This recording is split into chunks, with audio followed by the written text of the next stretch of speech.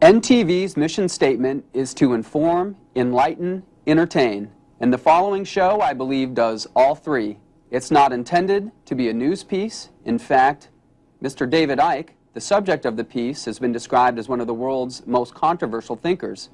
I do hope you enjoy the segment, and I hope you find it thought-provoking. Any feedback can be sent to ntv@ntv.ca, and I must say that the opinions expressed in this piece do not necessarily reflect those of NTV. Thanks very much for watching.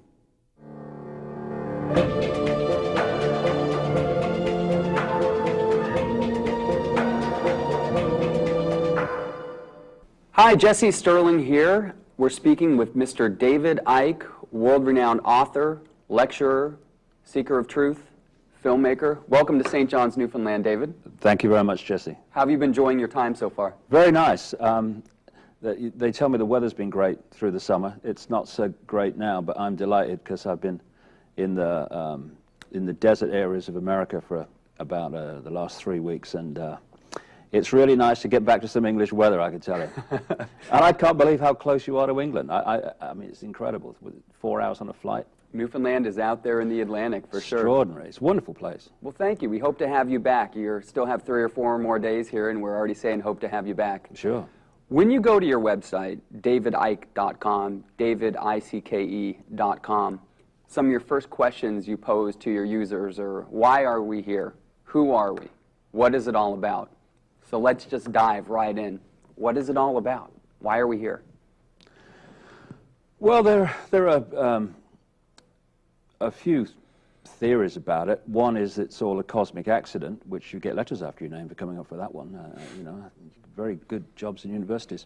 Another one is that we're here to learn through experience. And I take that to an extent, but I feel that we've got a little bit trapped here in many ways, and we've fallen for a massive dose of amnesia.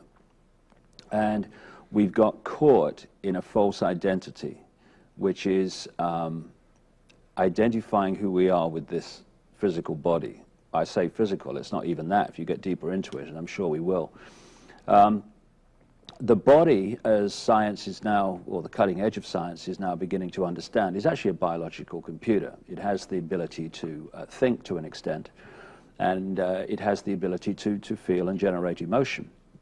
And there are projects around the world, and I think there's one at the University of Florida, where they're actually creating biological computers that do not only react to input, but actually come to their own conclusions. And there was this extraordinary experiment that they did, which is featured in one of my books, where they took rat brain cells, grew them in a dish so that they became a network, and they taught them to fly a jet simulator and through a computer. And at the start, of course, the plane was crashing all over the place. But in the end, they said, they taught the rat brain cells to fly in hurricane force winds in the simulator. So this is artificial intelligence being created and manufactured by bleeding edge science. Yeah, I mean, basically the cells of the body, and we have trillions of them, they're like computer hard drives, and together they make an incredible computer hard drive. And so we inherit through genetics many traits, in fact enormous amounts of information through what we call the DNA and within the cell structure. And this is where we get inherited, quote, diseases, inherited traits and what have you, but we don't have to repeat, whether it's in health or in behavior, what previous, if you like, generations in the line have passed on to us, because it's the same as if you go into My Documents in your computer, you have a choice on which files to open. You don't have to open them all. You don't have to open the one with the virus in it. And so we are choosing, without knowing most of the time, which part of these inherited traits we are going to manifest. And the more conscious you can become, the more you can reach that level of infinite consciousness, that which is eternal, that which continues after we've left this biological computer. The more that becomes the influence and the guide and the decision maker, the more we have control of our destiny, control of our lives, control of what we create. Because when we're in a state, and I have to say most people are until we start to wake up to the true infinite genius nature that we are, we get caught in the computer reality, whereby what we think are our own thoughts and our own decisions and our own reactions are actually coming from the computer level of reality rather than from consciousness. And so often, one example, psychologists, people like Carl Jung, a very famous one, of course, they talk about being able to break down human personalities into something like 12 archetypes. Now, we, at the level of conscious awareness, the infinite consciousness I use to describe it, the ocean rather than the body, the droplet, we are talking about all possibility. So how can you take all possibility and break it down into 12 archetype personalities and combinations of them? You can do that when what you're actually identifying is not the conscious level, but the computer level. That's where these archetypal personalities exist. And we can manifest them when we basically become, in terms of consciousness, an observer of the computer rather than the controller of it. The watcher watching the thoughts come in and out of the brain. And that's a consistent theme of yours, is the moving beyond this, what you call five senses reality. That's what we're talking about now. First step, what's it all about? Moving beyond connection just with your body and mind. Yeah, I mean, if you go into some meditative states and you just kind of move back and observe your thoughts and your emotions rather than being them and identifying with them, it's an amazing experience because you're watching and listening to thoughts and feeling emotions passing by or watching emotions pass by. And you realize, well, hold on a second, they're not me. So who is me? And we have more and more, well, massive evidence that if you are subject or you consume certain chemicals, then it affects your behavior. Yes, of course, everyone accepts that now.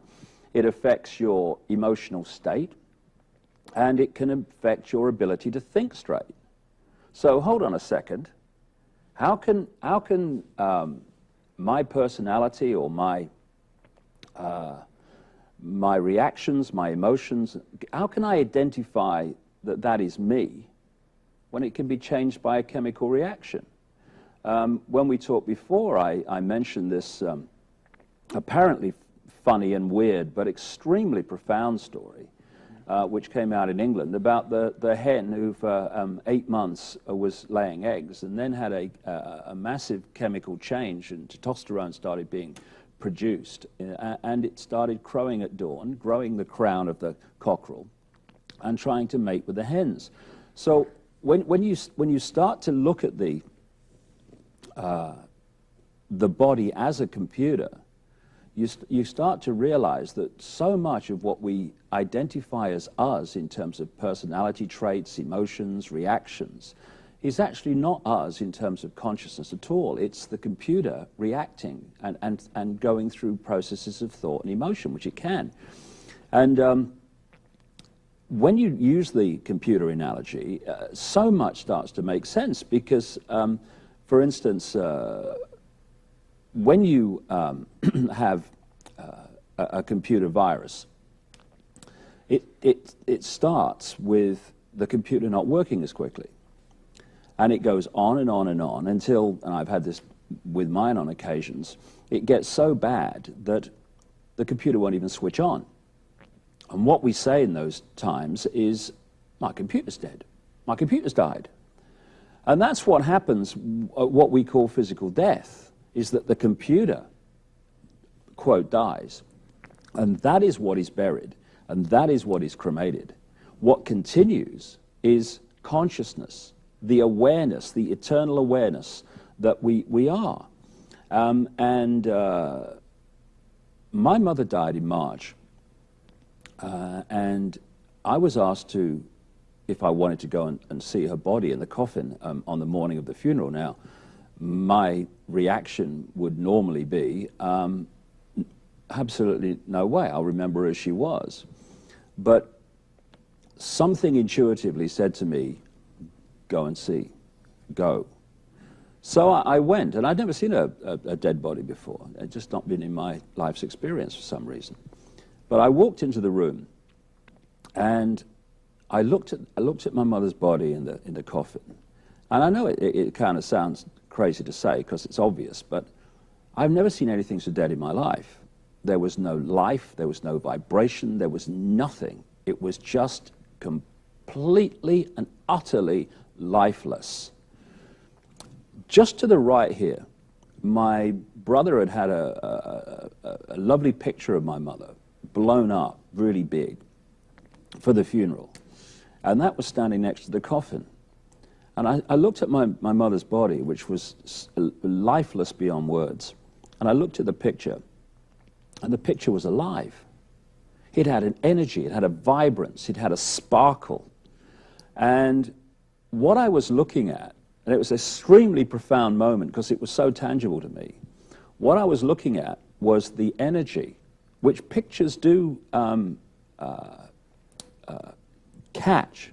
And video does too. Yes. We're beaming out energy right now across That's right. satellite to all Canada and North America. Yeah, so what I was looking at was the life force that was no longer in the body, but had been. Mm-hmm. The life force that is the eternal us. And like I say, what happens in the way that society is coldly, calculatedly, systematically structured, does this and impresses this upon us.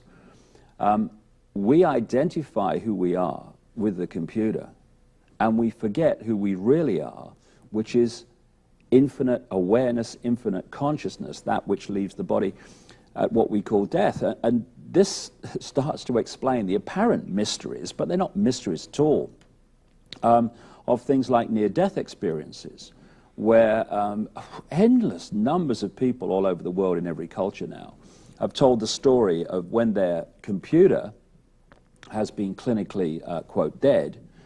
They have been looking down on their body. Often when they've come back, they have been able to tell the doctors and nurses not only what they were doing, but what was being said during their apparent death, how they've experienced going through a tunnel which comes up again and again, meeting people that have passed on before, and how often they describe when they've left the body, they go into a level of awareness that they find indescribable. Firstly, there's a blissful feeling, which is a common theme, but also that they are able to think and perceive on multi levels at the same time.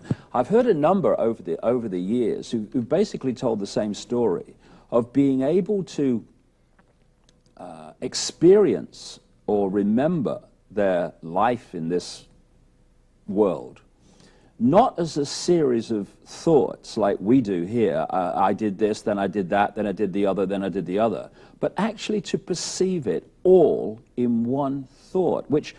is that what people talk about with my life flashing in front of my eyes? I guess it would be, but it's almost inconceivable to people to conceive the possibility of that, because what happens is we are encased in a dense, not a solid, funnily enough, but a dense physical body. And the programming of the computer, inherited, and not only inherited, but constantly the computer is downloading information, perceptions, programming from the mainstream media, from school, from parents, from peer pressure, and all the rest of it.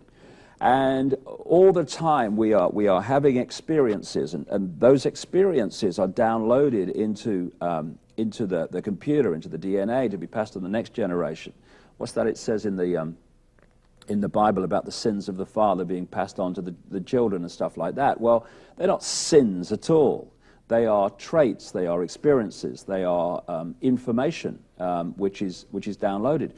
And we can either allow symbolically the horse, the body, to take us where its programming wants to go, or we can impose our infinite consciousness upon the computer and start being the computer operator instead of the computer observer, and start imposing that level of awareness into the computer reality, and therefore manifest a very different world, and not least see the world in a very different way.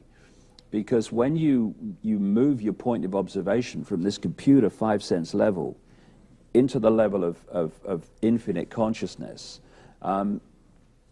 you see the world in a completely different way. You are in the world physically, in the sense that you are viewing it through this body, but you're not of the world in terms of how you are seeing it and how you're observing it.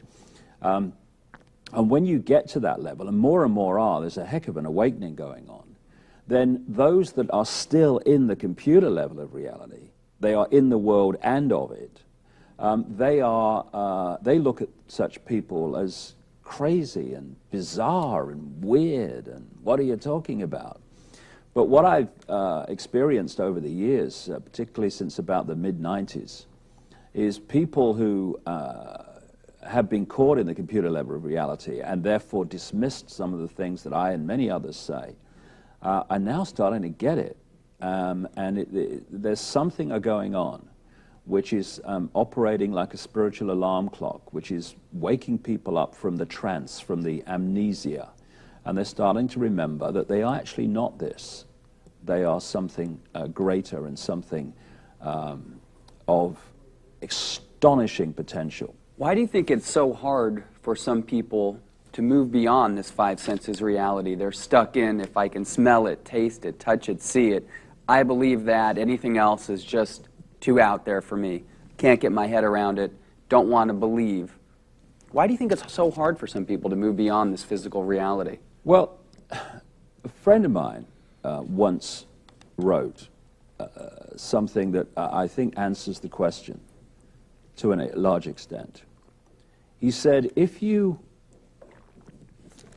were born into loving parents and they tell you that 2 and 2 equals 5, and then you go to kindergarten or infant school and teachers tell you 2 and 2 equals 5, you then go on to higher school and to university or college, and professors and people tell you 2 and 2 equals 5. The mainstream media is constantly telling you 2 and 2 equals 5, because all that does is reflect the norms in society and jump on anyone that challenges them overwhelmingly.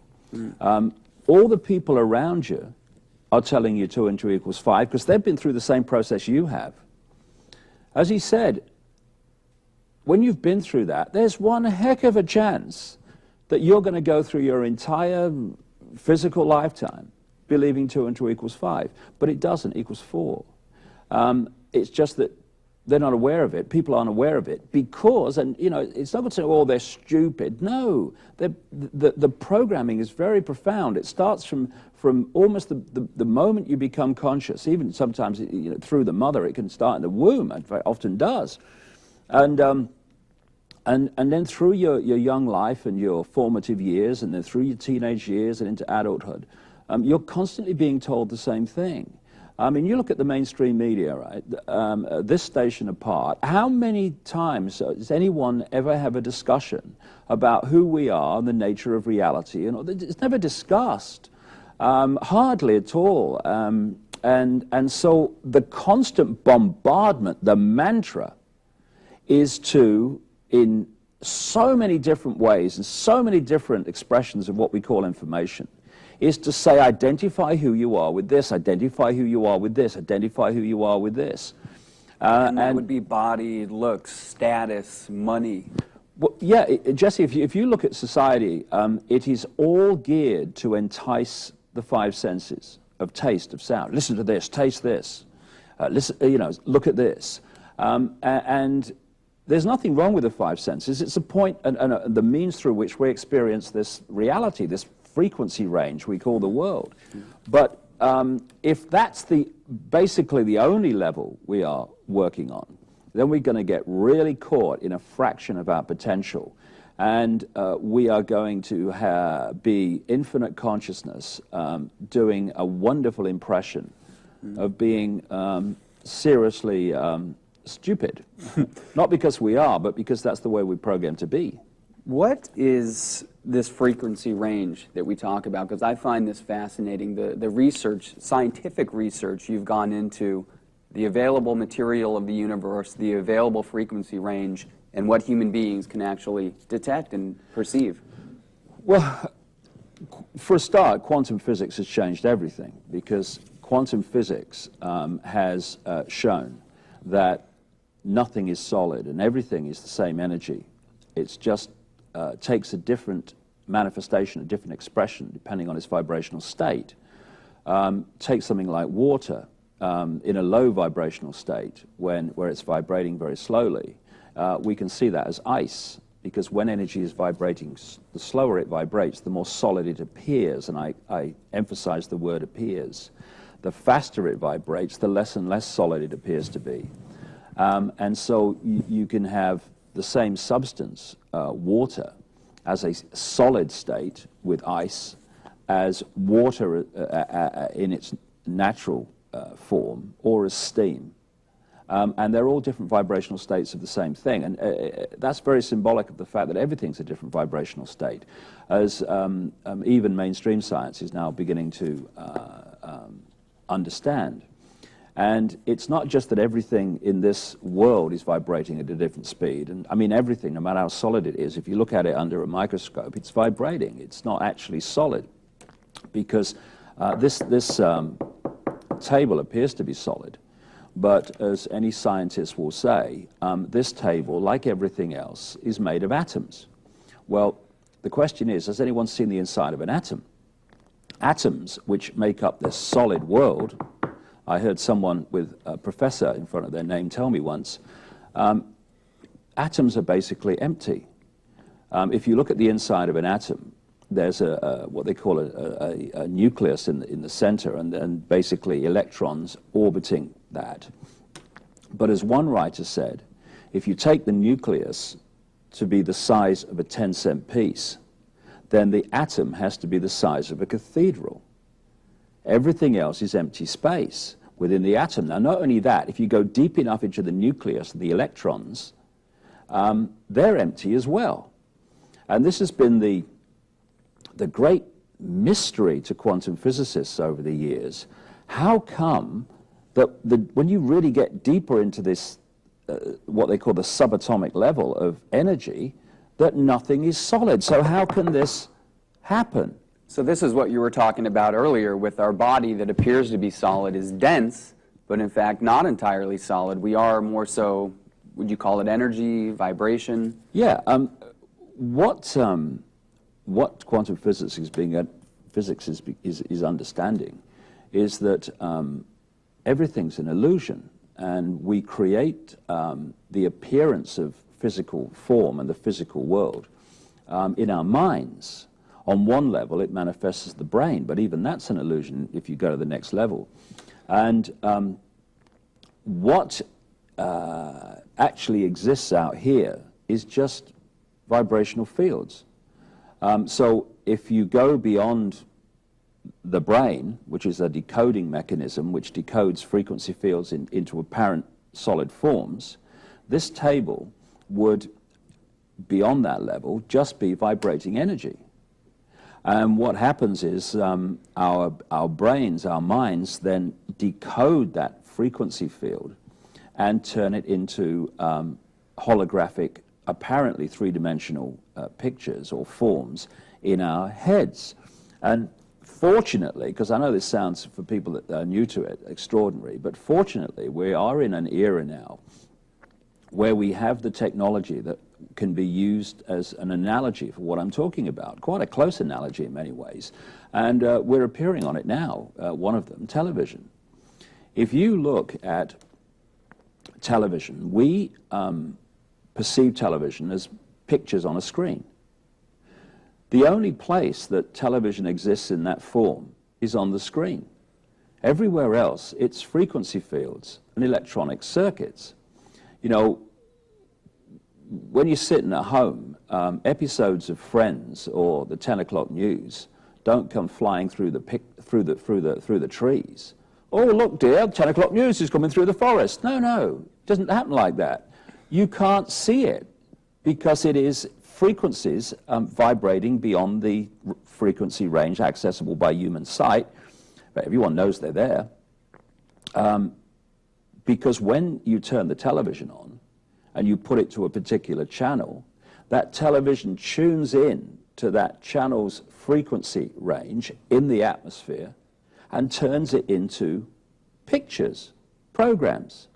Now, our brain is doing that on a infinitesimally greater, more advanced level by turning frequency fields, thought fields, into holographic pictures. And the last time we talked, I mentioned the example of the man who was told by the hypnotist that when he brought him out of a trance, he would no longer be able to see his daughter in the room. He wouldn't see her.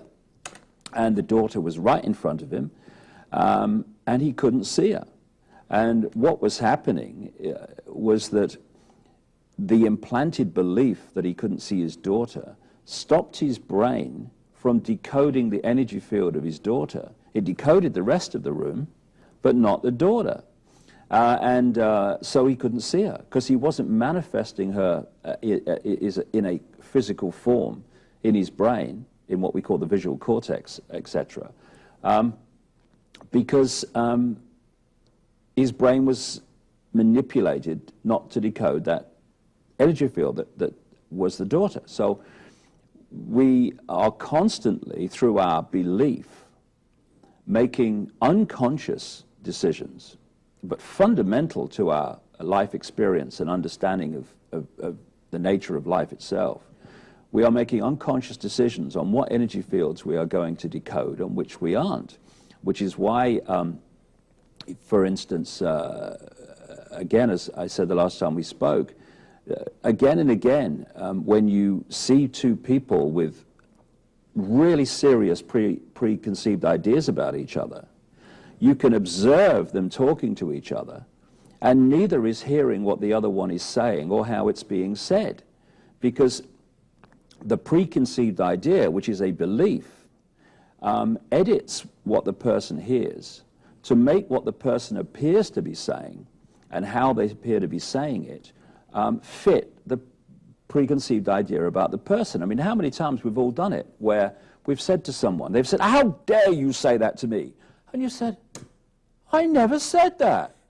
But that's what they heard, because the preconceived idea, the belief about that person, was going to make whatever they said, by the time it entered this and was downloaded, support the belief they had about that person. Now, we're doing this all the time, and it's a much bigger and more important picture collectively, because all the time, through education, or what passes for it, and what we constantly get from our sources of information like the mainstream media, we are being told what to believe. There was a Freemason, he was a Freemasonic god. I mean, he's got his statue in Washington, D.C., just opposite the Washington police station, a man called Albert Pike. And he allegedly wrote a letter, I think it was 1871, to a notorious member of this network, which calls itself the Illuminati, the Illuminated Ones, called... This is the centralized power structure. This is the families, called Mazzini. And in this letter, he is supposed to have predicted that there were going to be 3 world wars that would bring total power to the Illuminati and centralized control. The first one would be a war between the British and German empires, which would create what became the Soviet Union. The second one would be involve Germany and would lead to a homeland for Jewish people in Israel. And the third one would be a battle between Israel and the Islamic world, which would pull in other countries and lead to a third world war. And people like Gingrich, who, you know, he's not top of the shop, but he's in there and understands the basics of the game, and you know, openly and willingly plays his part in it. He's calling it the Third World War, and I keep seeing this on the news. The Third World War, is this a Third World War? Well, whether Pike wrote that letter, as he is alleged to have done, whoever faked it must have been one heck of a prophet, because the way Pike described how the Third World War would come over is exactly what is now happening in the Middle East. And the idea is, you see, what you had, and this is all written down. I mean, I've got the document, anyone can access it, which lists the countries they want to attack ever since the Bush administration came to power. There was an organization set up in the 90s called the Project for the New American Century, which was set up by people like Rumsfeld, Cheney, Jeb Bush, the president's brother, and a stream of people of what have become known as neocons in America, neoconservatives. And in that, they list the countries that they want to target. Bush's famous State of the Union speech, in which he talked about the axis of evil, Iran, Iraq, and North Korea, was actually written by a guy called David Frum, who is one of these neocons. And the countries that they wanted, he talked about in the axis of evil, were straight off the pages of the Project for the New American Century document projecting where they wanted to go. This document talks about American forces fighting simultaneous major theaters of war. It talks about going for Syria, for Iraq, using Saddam Hussein as the excuse, exactly what they've done. Going for Iran, going for North Korea, and eventually bringing China into it, because that's the idea. They want a conflict with China eventually to create a massive conflagration, a massive global problem.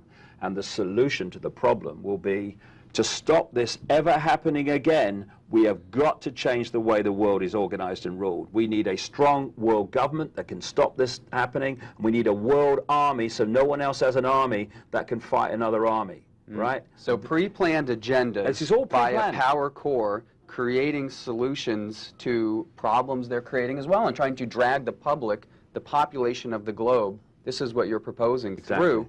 Exactly. And who are they? Let's talk about that. What is the Illuminati? Just very, very quickly, I'll come to that. Just very, very quickly. So the idea that this outbreak of hostility, war in the Middle East between Lebanon and Israel was the result of Hezbollah kidnapping 2 Israeli soldiers is insulting to the it's insulting to the intelligence of a pea.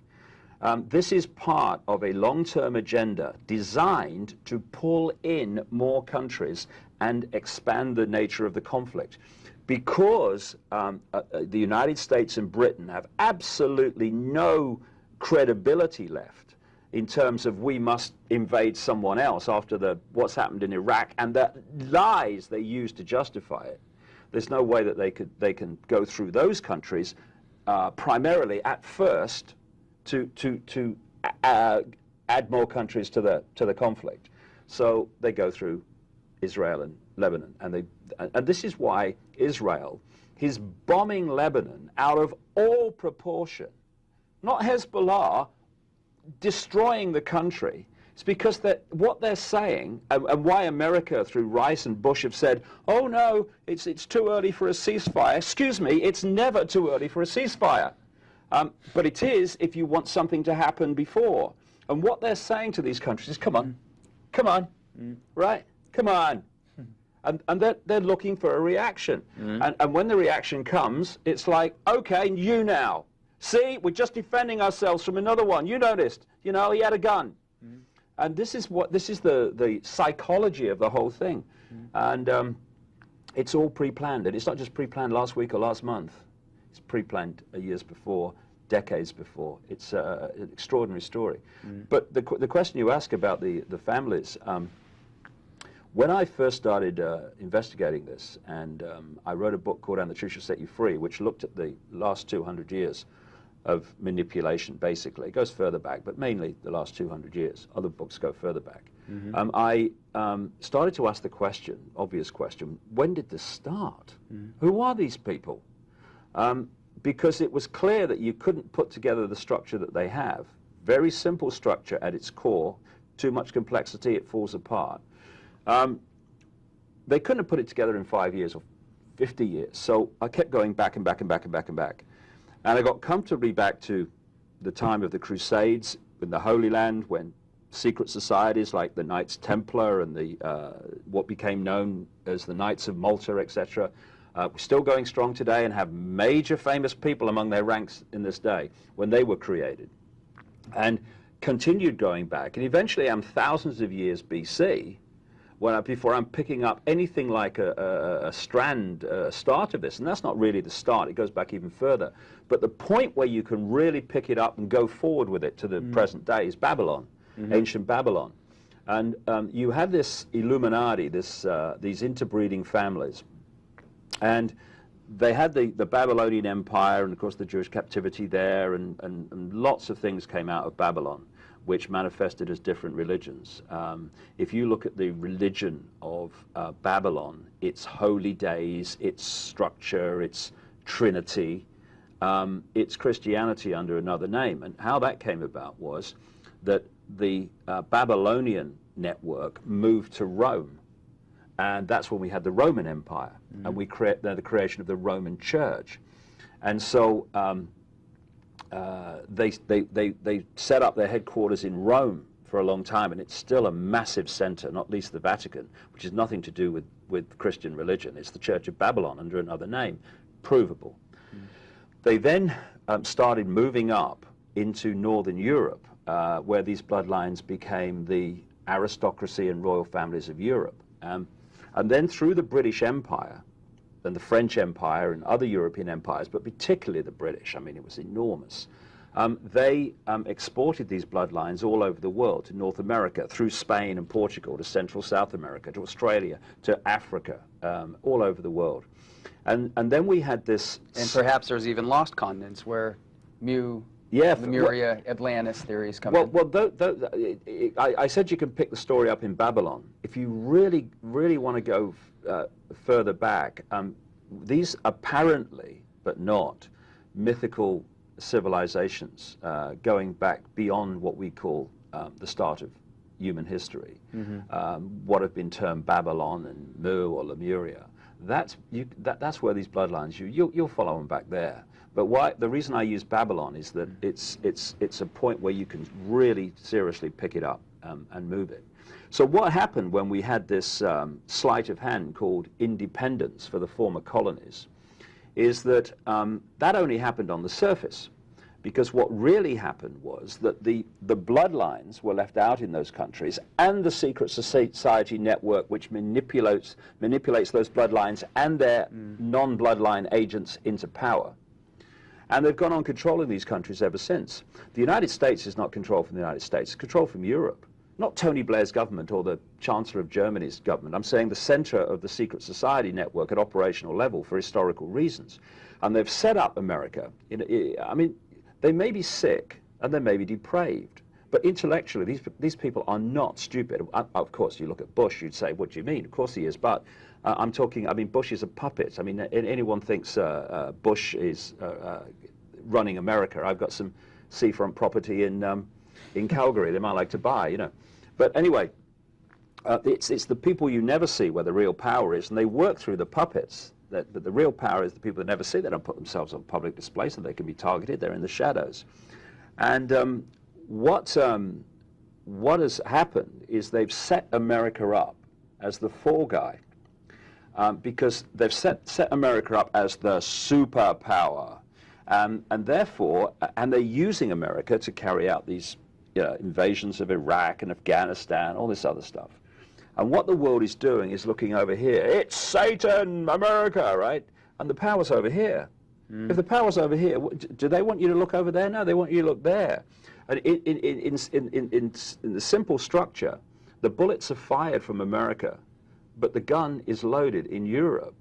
That's where the real power is. And of course, there's Britain going, oh no, it's not me. I'm just a faded power. Used to be important, not anymore. And it's in Britain. And the City of London that so much of this power is administered from. Again, not Tony Blair's government, secret society network. And whether it's religious leaders, business leaders, presidents, you found most of the presidents are actually, of the United States, have been related to each other, direct descendants of Charlemagne. So it truly is interbreeding bloodlines going back thousands of years. Your research has led you to believe. Yeah, it's extraordinary.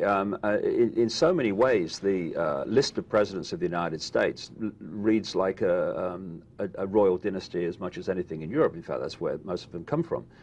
And you have the Eastern establishment families, as they call them in the United States, who interbreed like crazy. You have the royal interbreeding. Oh, well, always keep the genes up, Well, actually, it's more than that. And on another time, we could go deeper and deeper into it. What is this bloodline? Why is it? It's actually a fascinating story about why they want to retain this particular DNA structure. But what they've done is reach a point, not least because of the advancement of computers and other high technology, they've reached a point where they can centrally control the planet.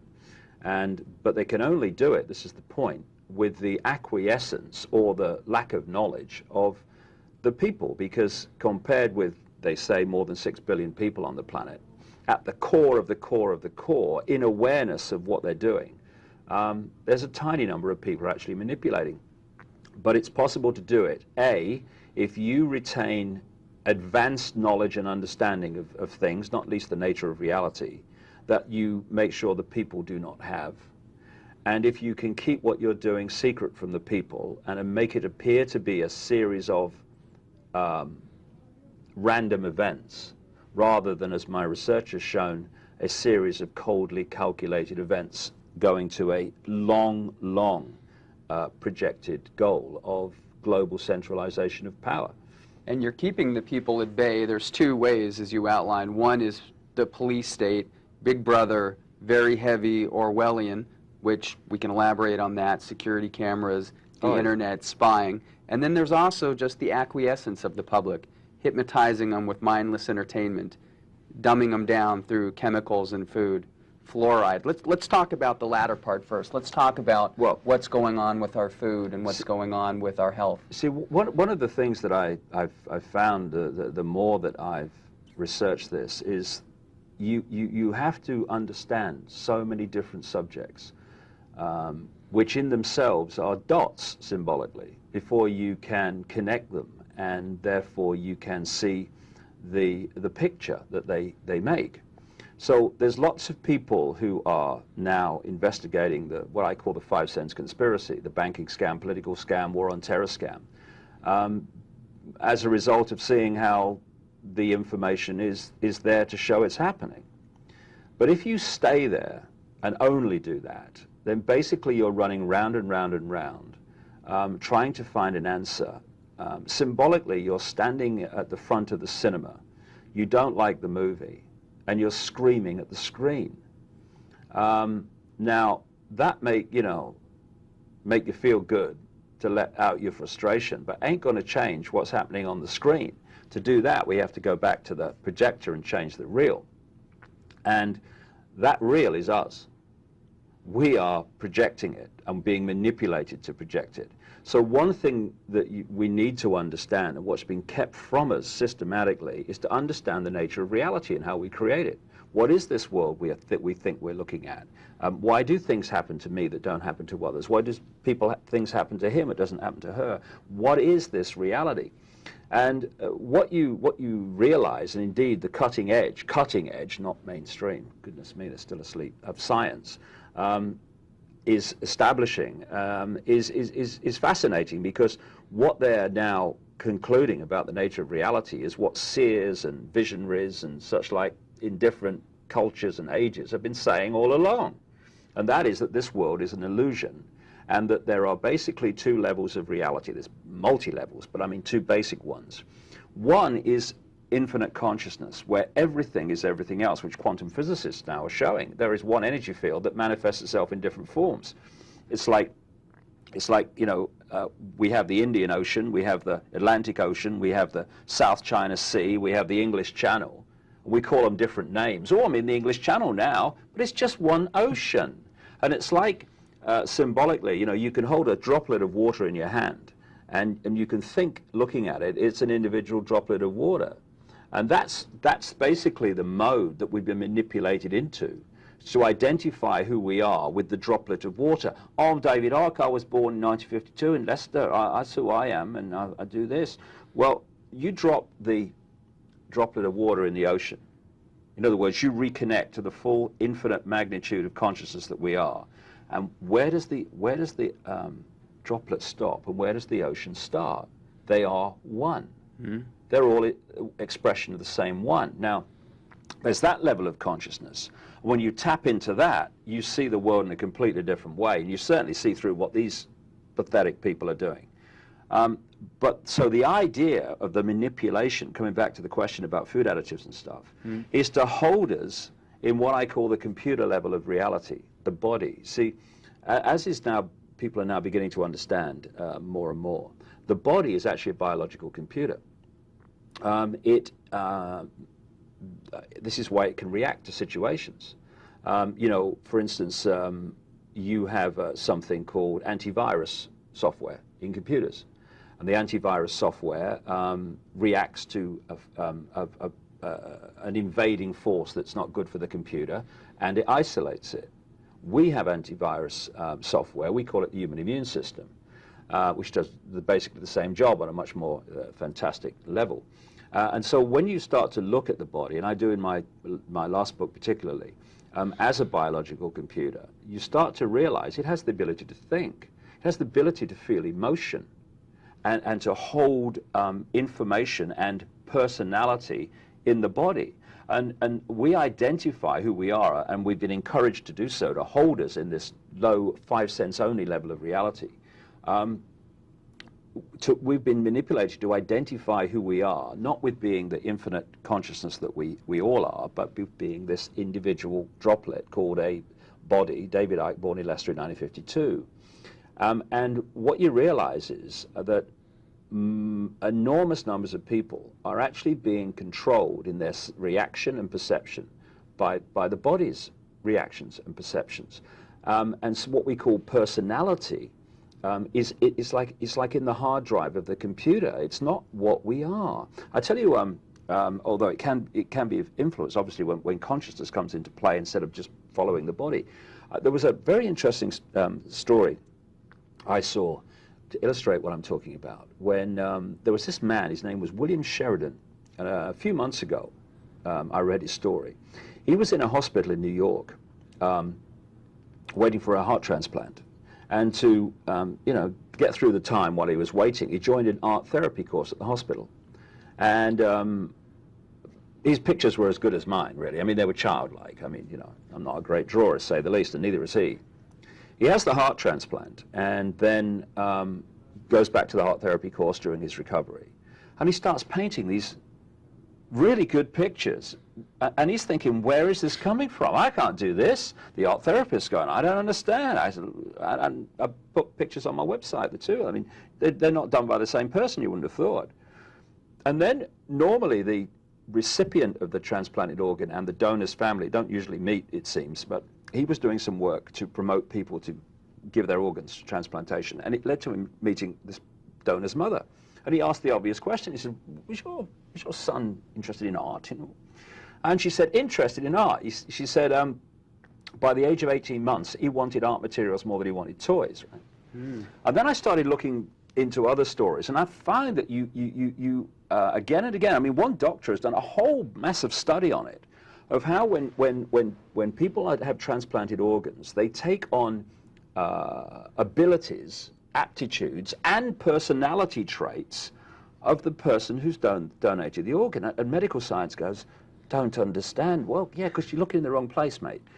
The body is a biological computer, and what happens is, when the organ is transplanted, that is part of the biological computer hard drive. Those cells hold information in the genetic computer hard drive of the donor, which include aptitudes, which include personality traits. And when it's transplanted, that information is available to the new biological computer, and then starts to affect its ability to do things, which it never had before, and its personality traits. As William Sheridan said, his personality's changed since he took it on. Why? Because that's why it works. And so here we are. And I'll give you another very quick story we had in England. There was this hen a few months ago. There was hen, and for 8 months it was laying eggs. And then it had a problem with ovaries, I think, and it started producing massive amounts of testosterone. This hen then grows a crown, starts crowing in the morning and trying to mate with the other hens. And I saw a picture of it. It's turned into a cockerel in all but, everything. And so when you think, hold on a second, personality traits can be downloaded through transplants. A hen female can become a cockerel male through a chemical change. How then can we identify who we are with this when it is an electrochemical holographic computer? It's there to be used to experience this reality, this world, so we can interact with it and all the rest of it. But it's not who we are. Now, what's happening with this explosion of chemicals in food, chemicals in drink, electromagnetic pollution through things like mobile phones, etc. And even vaccinations. Vaccinations. What it's doing, I mean, vaccinations, there's an elephant sitting here, I can see it. And what it's telling me is that before the age of 2 in Britain now, babies are having something like 25 vaccinations, And of course their immune system's coming out with its hands up saying, what's going on, right? So it's just insane. My son, who's now 13, has never been vaccinated with anything in his life, and he never had a childhood disease. Excuse me? People say, oh no, you can't take your child to school, you haven't been vaccinated, it might be in danger of the other child. Well, I say, well, excuse me, his friends were vaccinated, they did have childhood diseases, I think that your children are a danger to mine. I think it's the other way around, but there we go. But you actually proved in your books and through your research that the incidence of these diseases and unhealthiness goes up when the population is vaccinated. Oh yeah, not to mention the microchipping ability now. Well, the vaccination, the amounts of vaccinations now, it's just a war with the immune system. It's just, I mean, once your immune system is undermined, it's like forgetting to renew your subscription to Norton antivirus. Suddenly a virus is getting into the computer all over the place because there's no immune system working. And that's what happens when the immune system is undermined. And of course, these chemicals in food and drink and all the things we're talking about, what they do, they undermine not just the immune system, though they do that, they undermine the ability of the computer itself to operate efficiently. It manipulates the electrochemical balance of the brain. And all this makes people far more easy to control because they're not working on an optimal mental, emotional, and physical and mental level of ability, of potential. For instance, we have this thing called aspartame, which is 200 times sweeter than sugar, which is in all the soft drinks and many other foods now. This is in diet sodas, fat-reduced food. Aspartame is pronounced in North America. Yeah. Aspartame, it's unbelievable stuff. And the letters were sent around Air Force pilots in America warning them not to drink large amounts of these sodas before flying, because it affects their ability to fly, and the effect is caused by aspartame, which, like fluoride in the water, which, like the mobile phone technology, are what are termed by scientists excitotoxins. They excite brain cells and they stop them working.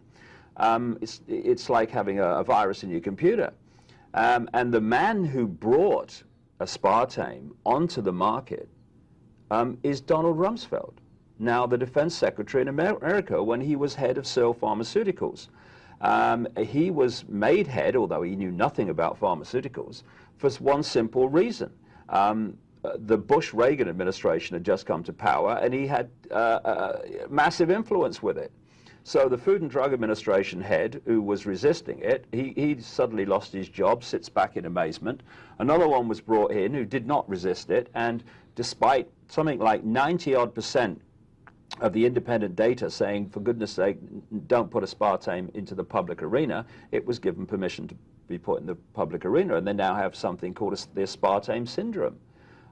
Because of its brain effect. Scrambler. Yeah, it's a brain scrambler. Changes the electromagnetic patterns in the brain. Exactly. As does cell phones. Exactly, and see, again, we're back to this situation where, is it a series of random events that just conspire by coincidence to bring about an effect? My research says, no, it's not that.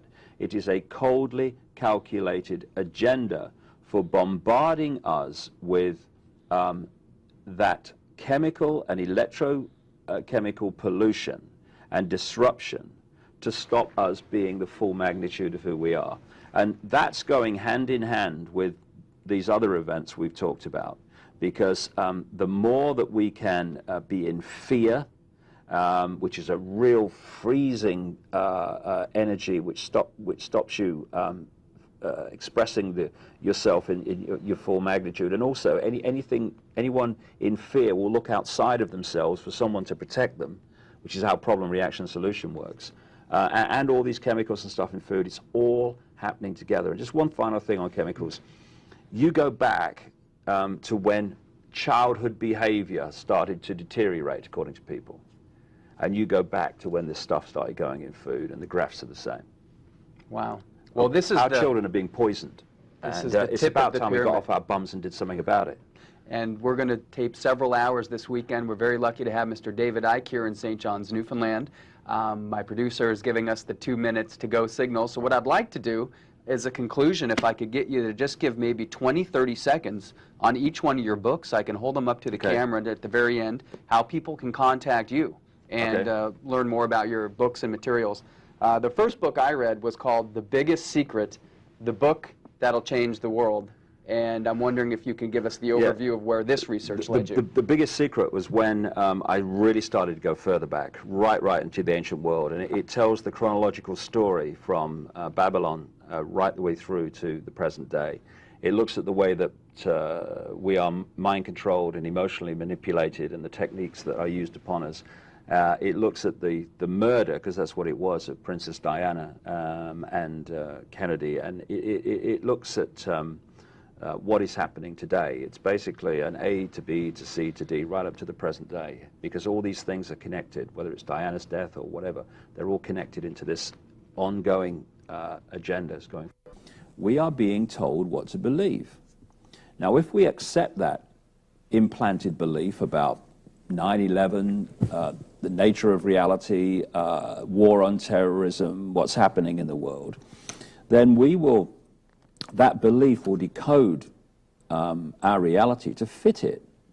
And we talk about self-fulfilling prophecy. Well, we're doing that to ourselves all the time. We are creating in our daily experience a physical expression of our beliefs. And so if you've got control of someone's belief, then you've got control of their experience. And so it's so important that we free ourselves of these rigid beliefs which are creating rigid life experiences. Because everything is energy. Is that the point you're getting at? Is basically we're not rigid, we're not physical, it's these energy fields everywhere, it's different vibrations everywhere, And we're perceiving your research has led you to believe very small percentage of what's actually out there, correct? We can only see with our eyes a fraction of the electromagnetic spectrum. And the electromagnetic spectrum, according to mainstream science, is 0.005% of what is projected to exist in terms of mass and matter in the universe. Humans are as near blind as it's possible to be and still function in terms of what our eyes can actually access, because we are led to believe, by implication, that when we look through our eyes, we are seeing everything in the space we're looking at. Nothing could be further from the truth. In the space that we are occupying now, for instance, are all the frequencies of all the radio and television stations broadcasting to this area. We can't see them, and they can't see each other. Why? They are vibrating at different speeds, they're operating at different frequencies. But if you get a radio and you tune it to one of them, then you'll pick up that frequency and you'll get that station. Move the dial, you'll get another station, but the station you were on before hasn't ceased to broadcast just because you've come from it. It's still broadcasting, just that you're not tuned to it. And when consciousness experiences this reality through this physical body, this biological computer, what this does is lock it in to this frequency range. It's like tuning it in to a radio station, in effect. And therefore, through this computer body, we experience this radio station. But in the same space that this one exists, that we're now tuned to, and therefore this is our reality, this is life, this is the world, look, I can touch it, are all the other frequencies of existence, of life, of expression of infinite possibility. And we think small instead of think all, because we are so locked into this tiny frequency range we call the world, that we find it almost impossible, many people do, to perceive that there could be other worlds. It's like when you talk about extraterrestrial life or other dimensional life, they go, what, you want is stupid. What? Well, let me just ask you a question. Is it more stupid, mate, to say that life as we know it only exists on this one planet, in this one solar system? Or is it more likely that in the vastness of this universe, never mind the infinite vastness of other dimensions going off into infinity, that there might just be a slight possibility that there might be other life forms that are what we would call intelligent also? In fact, perhaps even more intelligent, who knows? Even the most conservative thinker would admit dogs can hear notes the human ear can't hear. Cats can see outside the visual frequency of humans. And I'm using this to, before we get into interdimensional and different vibrations, even in this five senses reality on this planet, there's other living organisms that perceive the world quite differently than humans, and perhaps humans from each other even. Yeah, of course. Now, this is a very important point, is because within this frequency range, yes, physically, we all operate, but we are all observing this reality from different points of observation. Some might be really caught in the computer level and the five sense level, and this is the only level of existence they can perceive. And then others might be observing from a higher level of their infinite consciousness, beyond well beyond the realms and perceptions of the physical body, the computer. And they will see the world in a completely different way. I mean, a simple example is how many people have who have cats have been sitting in a room, and suddenly the cat starts jumping around at what is to us empty space. And it's like, what's wrong with a cat? Stupid thing, what's it doing? Well, there's nothing there to us, because we have a certain frequency range of sight and the five senses. But animals, including cats, I mean, they talk about cats being very psychic cats.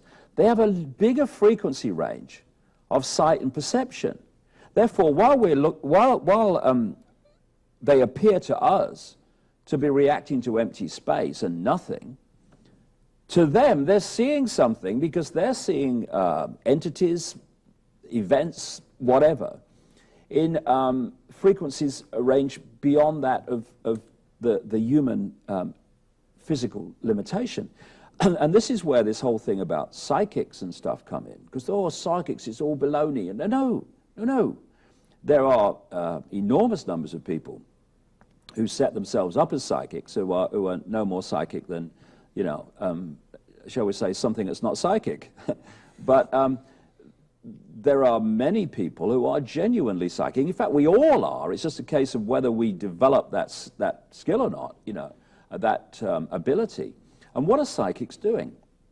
They are expanding their ability to tune, like a radio set, to other frequencies of existence, the kind of frequencies where, you know, consciousness that leaves the body moves to and experiences other worlds. And so it's possible to communicate with these other dimensions through people who have this ability to expand their consciousness and tune to those other frequencies that exist in the same space.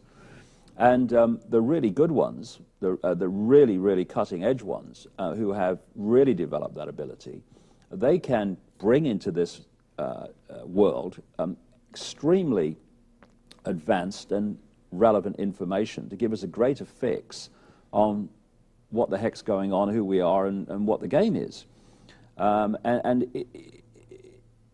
So often I see on television programs, on the rare occasions that they go into these sorts of subjects, they have names like Strange but True, The Mysteries, and stuff like that. And at the end of the show, they've shown all these apparently unexplainable phenomena, and they'll wheel someone on from some university. I mean, there's one lady in England from a university in England who says that near-death experiences, when people that look down on their body when they're physically died, what they're doing is reliving their life memories in the death process, right?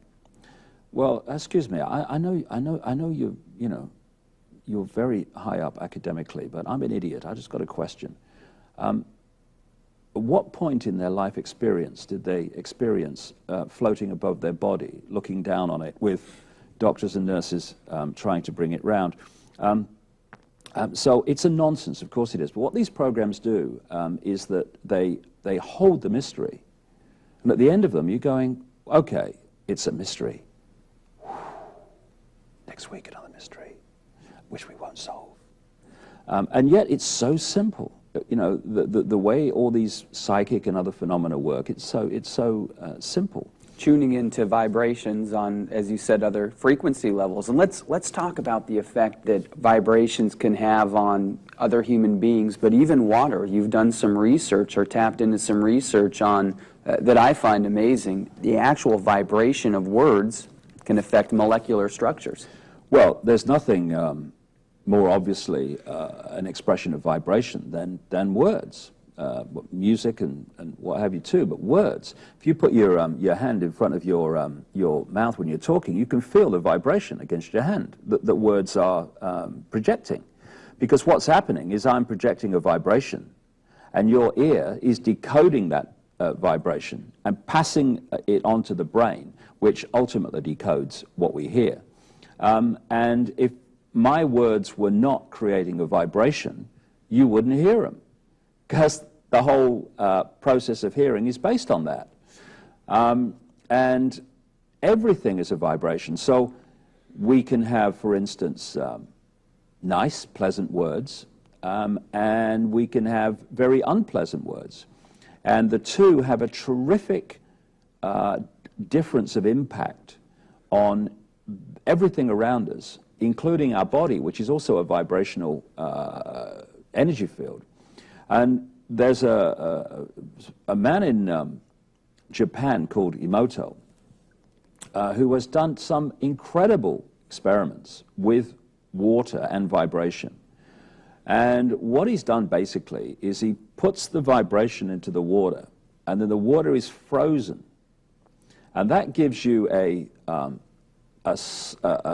more solid, clear view of the effect of the vibration on the water, because he takes pictures of the crystals, the water crystals that have been subjected to these different vibrations. And when the words that have been spoken have been pleasant and loving and kind, these crystals form extraordinarily beautiful, balanced crystal structures. Perfect geometry, it's snowflakes. Yeah. Unbelievable. They're beautiful, because everything is a different expression of the same thing. So when you look at that crystal, which has been created by the vibration of kind words and loving words, it looks beautiful to you because it is another expression of that vibration. In other words, what you're looking at is something that is the creation of love and balance and kindness. Therefore, that comes back to you by looking at it with that feeling of beauty and what a nice, beautiful creation. Now, when they've done the opposite and they've put unpleasant words vibrationally into the water and done the same thing, they have found, there's pictures of it in my book, that far from these crystals being beautiful, balanced, incredibly lovely things to look at, they are just a mess. They are what people would term ugly, horrible mess. No balance, no geometry, no harmony, and no beauty. And if you're about to make a call, when they've put mobile phone frequencies through the water and then frozen it and seen what the water, what the vibration has done, it's equally horrible, imbalanced, and a mess. And if they could do vibrationally the same with food additives and additives to our drink, they would find the same thing. Because on one level, you can break everything down to a vibration, but there are many other expressions of that vibration. How it manifests, it can manifest as a chemical level. It can manifest as an emotion. It can manifest in all these different ways, these vibrations. And so when you are putting chemicals into food, what you're actually doing is you're putting a disharmonious vibration into that food. And as we consume food on one level, this physical expression, we are eating something that appears to be solid. What we're actually consuming into the vibrational field of the body is another vibrational form. And by consuming that, if it's an imbalanced vibration, it's going to imbalance the harmony of the human energy field. And that, in turn, on this physical level, expresses itself as disharmony or dis-ease, which is what illness and dis-ease is. It's disharmony. And all the time, Jesse, we're being bombarded with disharmonious vibrational fields, which go under the name of food, that is fast food, the chemical-based food, the chemical-based drink,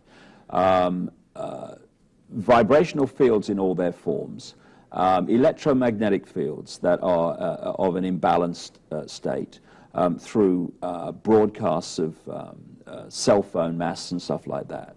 And, you know, there's this, I don't know whether you have it in North America, but in Britain and Europe, there's this controversy about people who live under power lines. You know, the power lines that go across the country on the big pylons. Mm-hmm.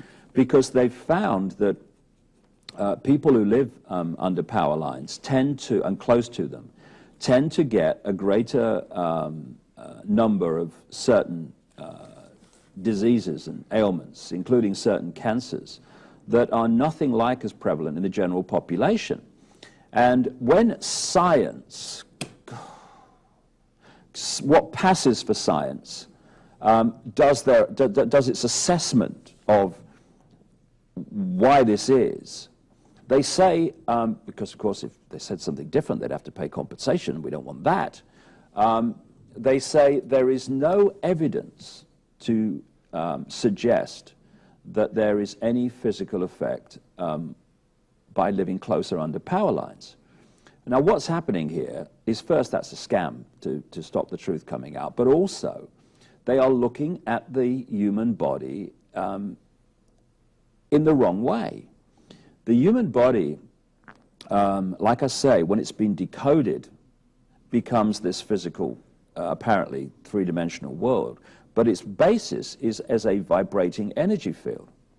Now, what happens when you live or close to power lines, and you've only got to go and stand under them and feel it, these power lines are sending out enormously powerful electromagnetic fields. And you imagine living in that when you too are in effect an electromagnetic field. It's going to scramble your energy field. And when your energy field is in a disharmonious state, it enters what we call a diseased state. In other words, it becomes ill. And this is why those that are living near these power lines and any other source of very powerful electromagnetic energy, including too much cell phone use you're proposing? Big time. You are going to be affected in terms of your health because it's disharmonizing your energy field. I tell you what, I cringe, Jesse, when I see these people now. It's one step from the microchip in the brain, really, where they go around with these cell phones in their ear all the time. And there's this light going on, beep, beep, beep. So all day, just for the convenience of being able to say, hello, it's me, I'm on a train. They are frying their brain. And you've seen the wavelength patterns that cell phone has, as you said, not only on the water, but on actual human brains, the frequency that it creates within the... Absolutely. You call them brain scramblers, I've seen in your There have been writing. experiments where they've put an egg between two mobile phones and they've fried it. If you leave it there long enough, and of course it's cumulative because every time you put it to your ear, you're frying your brain a little bit more. And there have also been experiments, which I put on my website, where they have taken two identical plants from seeds, and they've grown them. And they have watered one with pure natural water, and they've watered the other with microwave water.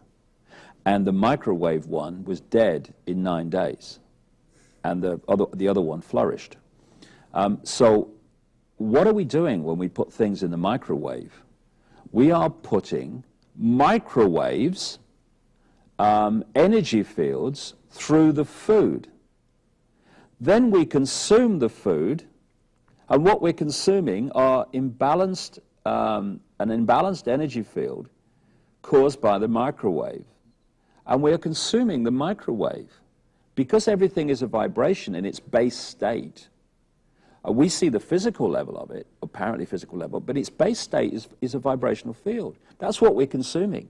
And if we start looking at what we eat and drink and what we become subject to in terms of electromagnetic fields, and we start to realize that what we're consuming is a harmonious or disharmonious energy field, then we can start to overcome some of the serious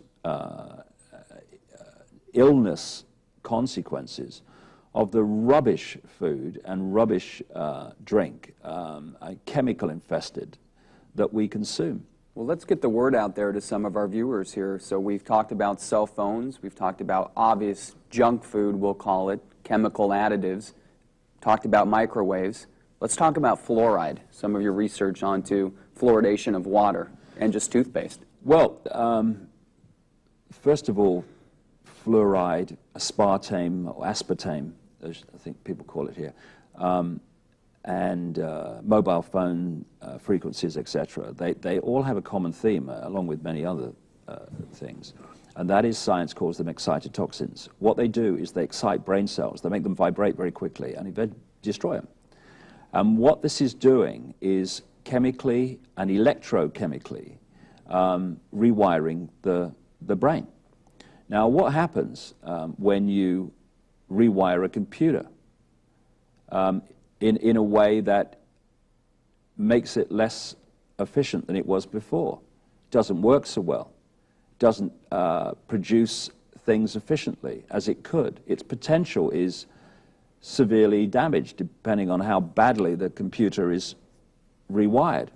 And that's what's happening to our brains all the time when we are subject to these excitotoxins. And I feel for young people because I watch young people consuming these sodas and other things that are full of this aspartame, which was brought onto the market, as we talked about in the previous chat, by Donald Rumsfeld, the Defense Secretary in America, when he was head of Sale Pharmaceuticals. He made a fortune out of bringing that onto the market by manipulating, it's well documented, by manipulating the Food and Drug Administration to get permission for something that really shouldn't have been made available to the public. They now have something called the aspartame syndrome because of the effects it has. Now, fluoride in the water and fluoride in toothpaste. There was a man, I think he was head of dentistry at Toronto University, a man called Limeback. And he was one of the advocates of fluoride until he learned better, and then he became someone who was warning people about the dangers of it. And he was pointing out that places which had had fluoride in the water for decades were having higher rates of tooth cavities than places where they had no fluoride in the water at all. And excuse me, I thought fluoride was supposed to be in the water to make our teeth better, right? What it is, it's basically a poison. I wrote about this a long, long time ago, and people don't realize, because they've got lives to live and all that stuff, but if we don't start getting streetwise to this, then we can't complain when we're scammed. Fluoride, which is in our water, comes from, it's a byproduct of the aluminium producing industry. And way back, they had this waste product, which when it was going into streams and rivers was killing all the fish. And they... and this is fluoride. This is fluoride. And they manipulated the system to sell it as something that was good for teeth, stop decay. And so they took this poison that was killing rivers and streams, and they sold it to be consumed by humans. You've got to admire their cheek on one level. And so it's now in our toothpaste, and they sell it, fluoride in toothpaste. People go, it's got fluoride, we'll have that. It's the equivalent of saying, it's got poison in it. Hey, that's great, have some of that. And it's a scam. And what it's doing is affecting us mentally, and of course it's doing nothing for our teeth. There was a chemist many decades ago who was warning that about fluoride, and he was pointing out that during the time of the Nazis in Germany, they had this plan to manipulate the population through additives to the water supply, to control people and make them docile. And I think in his words, basically, at the center of that plan was putting fluoride in the water. So we are being affected, not just physically, but also mentally by this stuff, because it's affecting brain cells. And let's talk about vaccinations. Very analogous to fluoride in that your research has found doesn't really help the teeth. What do vaccinations, what do inoculations do for our health? Well, again, we've been sold the idea that thanks to vaccinations, certain diseases, started to fall. When you go back and you look at the graphs, those diseases were in free fall before the vaccinations came in, and often the graph plateaued out for a while when the vaccinations came in, instead of continuing the fall. There's a great friend of mine in South Africa. He's a famous shaman there called Credo Mutwa, wonderful man, library on legs. He's 85 now. And he trains what they call in South Africa sangomas. These are people that go through the training to become more psychic and more aware and all these things. And he says that they will not accept into the sangoma training anyone who's been vaccinated, because they find that it has done something to their ability to manifest their true interdimensional psychic abilities. Now, I think you can overcome that with consciousness, because I think you can overcome anything with consciousness. But I take the point. Because, like I said earlier, everything's a vibration, and then it expresses itself in this realm as something that we see or taste or touch, etc. So, on one level, the chemicals, like I said, are vibrations. And in the same way, when we consume chemicals, we are consuming vibrations, and it affects our ability to operate to our true potential. So when we're consuming fluoride and aspartame and we're taking in vaccinations, we are once again actually having extremely disharmonious energy fields, vibrational fields, imposed into our own. And of course, the reason that we're all still alive, the reason we survive on a computer level for more than a very short time, is the human immune system. The human immune system, which operates like an antivirus software, of course, when there are things that enter the body which are not good for the body, then the immune system says, "We've got to sort this out." Now, when you have a really powerful, optimum efficient immune system, you do not get ill. End of story. Just like when your Norton antivirus is working to an optimum level, your computer does not get viruses. Now, anything, therefore, that undermines the human immune system is opening us up to potential illness, disease. Now, when you have a really powerful, optimum efficient immune system, you do not get ill. End of story. Just like when your Norton antivirus is working to an optimum level, your computer does not get viruses. Now, anything, therefore, that undermines the human immune system is opening us up to potential illness, disease. And I've seen film shot under microscopes of the human immune system destroying cancer cells. Because, you know, what is a cancer cell? It's a cell that doesn't reproduce in a harmonious way. And if it does it to a too larger extent, then we get what we call malignant growths. But all the time, the human immune system is destroying cancer cells. And when your immune system is working to optimum level, you cannot get cancer in a way that manifests itself as what we call cancer, because the cancer cells are removed before they can do harm. The human immune system, however, if it's overwhelmed by outside influences that undermine it, then your basically Norton antivirus software ceases to operate, and the virus starts to spread around the computer and have a greater and greater impact on its ability to function. And eventually, the virus gets such a grip of the computer that we say, "My computer's dead, it won't work." And that's what happens with things like cancer and other diseases. So anything that undermines the human immune system is really bad news. Now, all these additives in food, all these additives in drink, vaccinations which absolutely bombard the human immune system, something like 25 vaccinations now babies have in Britain, I think the same in North America, for the age of something like 2 years of age. Before the human immune system in a baby is actually formed and opened to its full potential, it's being bombarded. You know, and therefore, surprise, surprise, stands back in amazement, we are being more and more open to disease and disharmony.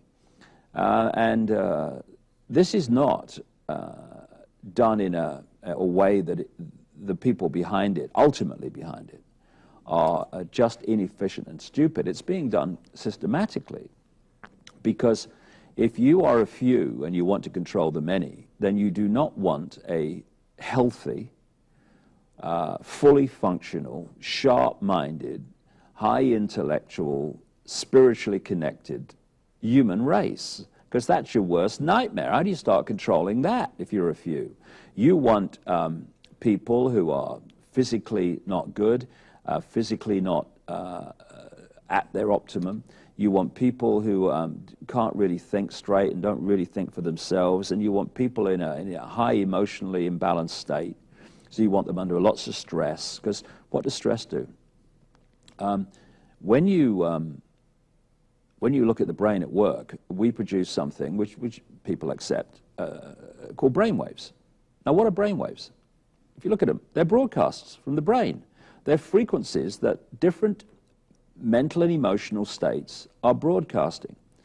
And so when we get really stressed, we are sending out frequency broadcasts that reflect the imbalanced state we are in through the stress, trying to make the check at the end of the month. Oh my goodness, what's going to happen to the kids? Oh my goodness, there's war in the Middle East now. What's going to happen? Are they going to call me up? Are they going to drive? What's going to happen? Oh my God. All this stuff.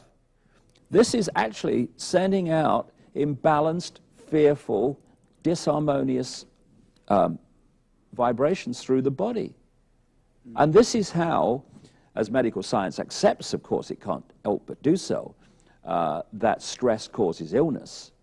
But because it doesn't understand the true nature of the human body, it doesn't understand the mechanism that turns stress into illness. It turns stress into dis-ease, because the vibrational broadcast caused by the stress disharmonize the energy field, and therefore it manifests as a disharmony and a disease, as I keep saying.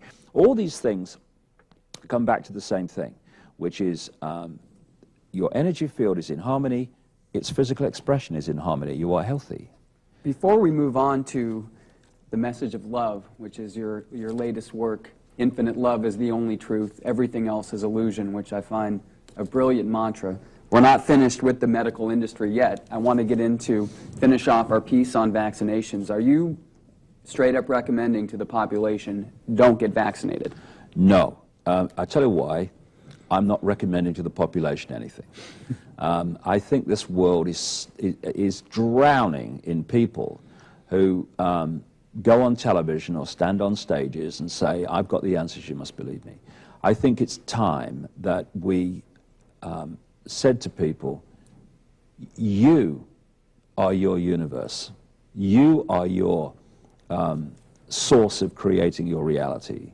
Therefore, you and only you must make decisions on how you see the world and how you wish to behave. There was a lady in Britain, again, this is very applicable to what we've been talking about. There's a lady in Britain who 40 years ago went into deep clinical depression, so deep that she was in and out of mental institutions. After 40 years, someone said to her, can you think of anything that you did or anything that happened in the time that this whole stuff started for you? And she said, the only thing I could think of is I had something like 19 tooth fillings with what? Mercury-based amalgams. This started a train of thought She had all the amalgams taken out, replaced with something non-mercury based. She went on a mercury detox, and after 40 years of hell, she came out of the depression. I had because when I was a kid, you had mercury fillings. I had my mercury fillings taken out some years ago. And I'll never forget it, Jesse, because the dentist and the nurse would dress like they were going to the moon. You know what I mean? They were covered in stuff. They had the things around their mouths. They had all the gloves on and everything. And he showed me this list of things they had to do by law to dispose of the mercury safely. And yet it's in It's your been mouth in for my decades. mouth for 30, 40 years. And it's still being put in people's mouths now. And what has been put into so many vaccines? Mercury. So is it any surprise that people are starting to connect autism with certain combinations of vaccines? Why wouldn't it? What happens if you consume mercury? You know, one of the things it does, it absolutely scrambles your brain. It scrambles your ability of your brain to work in its optimum efficient way. Again, you know, when we look back at some of the things that have been done in the past, we say, oh, that was primitive. Oh, my goodness, how could they have thought that? Well, actually, look around, because they're still thinking it. And in that way, we're still primitive. So you're because we're not conscious. As a society, we're not conscious. And until we become conscious, then we're going to still operate in this non-conscious, ludicrous computer level of reality, which is creating the societies that we see. So you're asking people to just do the research before they mindlessly obey doctors' orders, whether it's vaccinations. Do the research into it. What are in these? Why are they mandatory? Are they mandatory? What's been your experience with your 13-year-old son who decided not to have the vaccinations? Oh, I think they know me well enough in Britain not to take me on that one. But it's not mandatory. But the pressure on parents is enormous, not least because what it's like in North America, I can't confirm this is the case, but this is the case in Britain. Doctors are paid bonuses by the government in Britain for reaching certain percentages of their patients' children and their patients in general being vaccinated. So there's a financial incentive in doctors to vaccinate. Now, what kind of fair, unbiased system is that? And the whole medical system and the whole pharmaceutical industry is not there for people's health. It's for not health, it's for wealth. It's for the unbelievable profits that these interconnected pharmaceutical corporations make from the distress of others. And so it's no surprise, given what we've been talking about here, that literally one of the biggest causes of illness and biggest causes of death in America is doctors and pharmaceutical drugs and what has been prescribed for them.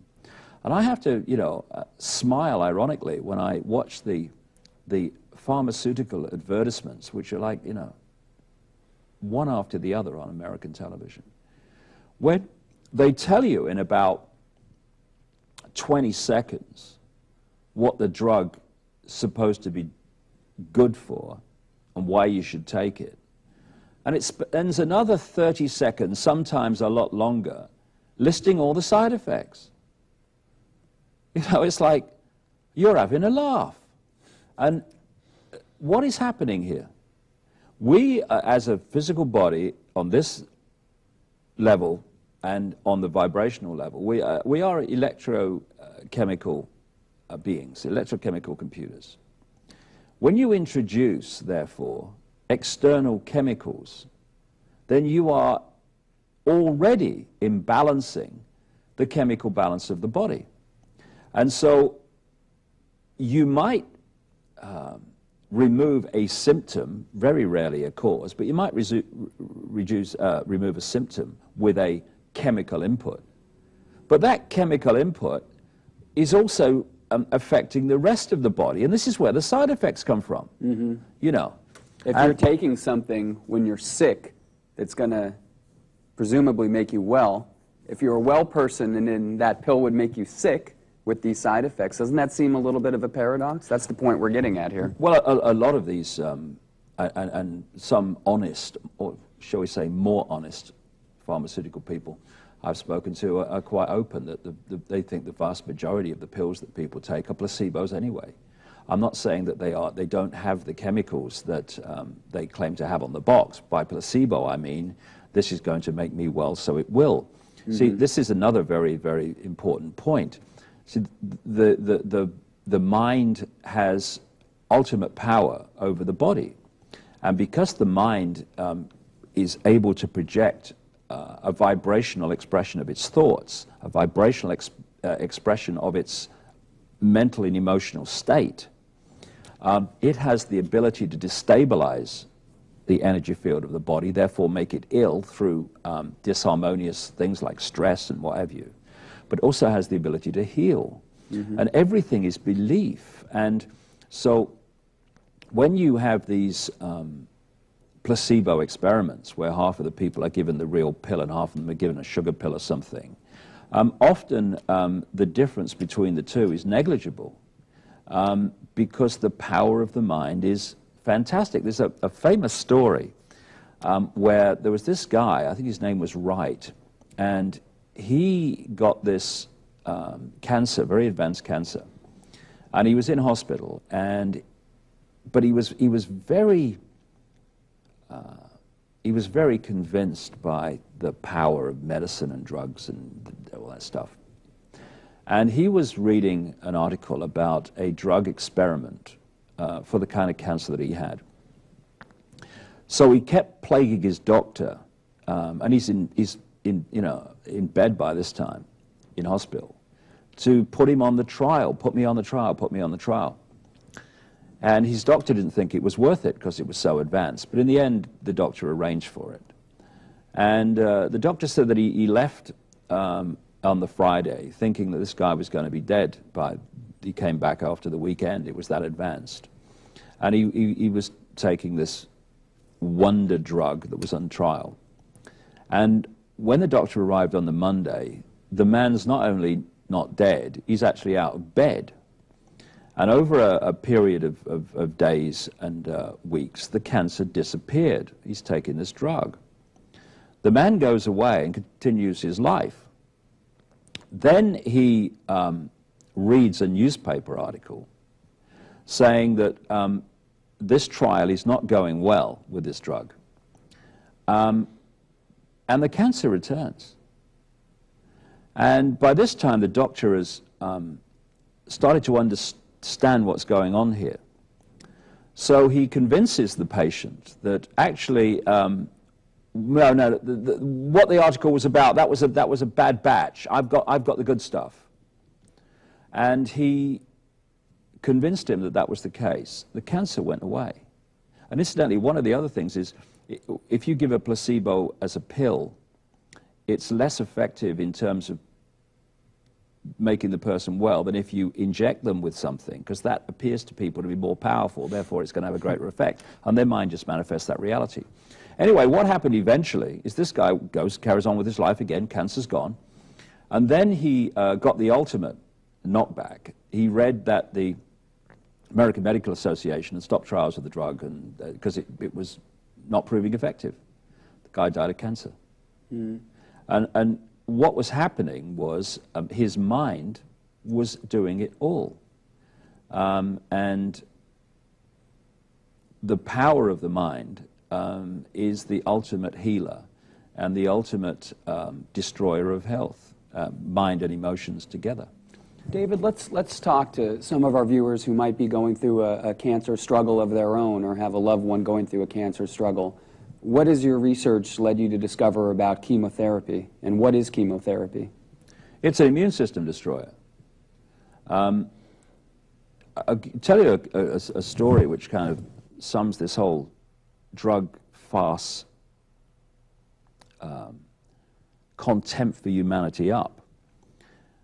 When we had the outbreak of what's become known as AIDS, there was a chemotherapy drug called AZT, which was, and wait for this when you see what chemotherapy does to people through drugs that are allowed to be used.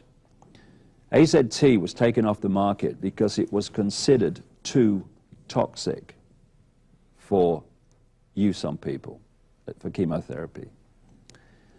Then what happened was, to be honest, the homosexual community, which was initially affected by AIDS, and the patent did reflect an immunization program, I don't think coincidentally anyway. They were manipulated to demand that something be done, because if this was a heterosexual disease, which was what was said at the time, then something would be done. So what happened? Something was done. They took this AZT, this chemotherapy drug, off the shelf, and they turned it into an anti-AIDS drug, because they said experiments had shown that when people took AZT, it stimulated the white blood cells production in the immune system, among other things. Now, why did that happen? Because it was and is a staggeringly powerful poison. So when the body is faced with a poison, what does it do? It starts producing as much of a defense as it can to that poison. And that's what they were measuring. When the AZT was first administered, it was stimulating an immune response. Oh, look, it's producing all this stuff. What happened eventually, not with one or two, not with most, with every single AZT patient, is the poison eventually overwhelmed the immune system and let in all these different diseases which that person no longer had any defense to. What's the definition of AIDS? Acquired immune deficiency. A destroyed immune system. So this was what was happening. People were being diagnosed with HIV, which I am far, far from convinced is the cause of AIDS, personally. But they were being diagnosed with HIV. They were then looking for something to save their lives, because they'd been programmed to believe that that was the end if they had that. Not true. They were then given AZT. AZT then destroyed their immune system, and on the death certificate it said, died of AIDS. And chemotherapy, you feel, is also this weakener, destroyer of the immune system as well. Destroys all cells, not just the cancer cells. Yeah, what I'm saying is, these people were not dying of AIDS caused by HIV. They were dying of the treatment, which had the same effect as AIDS, which is destroying the immune system, and therefore, instead of saying death by AZT, it was death by AIDS. And what was AZT before it became the AIDS wonder drug? It was a chemotherapy treatment. What does chemotherapy do? It destroys the human immune system. Why? You've just hit on it. Absolutely right. Because in this state-of-the-art, cutting edge of human medical knowledge world, we treat cancer by killing cells. No, not killing cancer cells, killing cells with chemotherapy. And the hope is that it will kill the cancer cells before it's killed enough healthy cells to kill the person. And even if it does kill the cancer cells, or at least suppress them and their growth, it leaves the person with a shattered immune system, which makes them open to other things, including what? Return of the cancer. And so what we call cutting-edge medicine is actually in the Stone Age, and it's not about people's health and people's well-being. It's about profit. It's about money. If you could find a cure for cancer, then profits would, for a start, would plummet because they're making a fortune out of treating it or trying to treat it. And this is why, to be honest, you know, I understand why people do it. But when I see, you know, the tins being shaken on the streets, you know, give to cancer research, I never would, because what does that money go to? It does not go to alternative methods of looking at the body and therefore finding a cure for cancer. It goes through to basically to drug companies and research into not finding a cure, basically. So it's a treatment, as I've mentioned before, that would make a well person sick, and this is supposed to make a sick person well. So what can make us well? What is this emotional connection to our physical well-being? Well,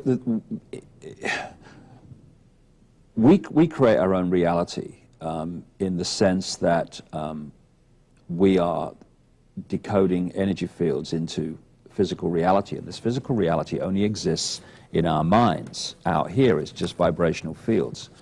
Now, like I keep repeating, when the vibrational field is in a disharmonious state, then we are ill.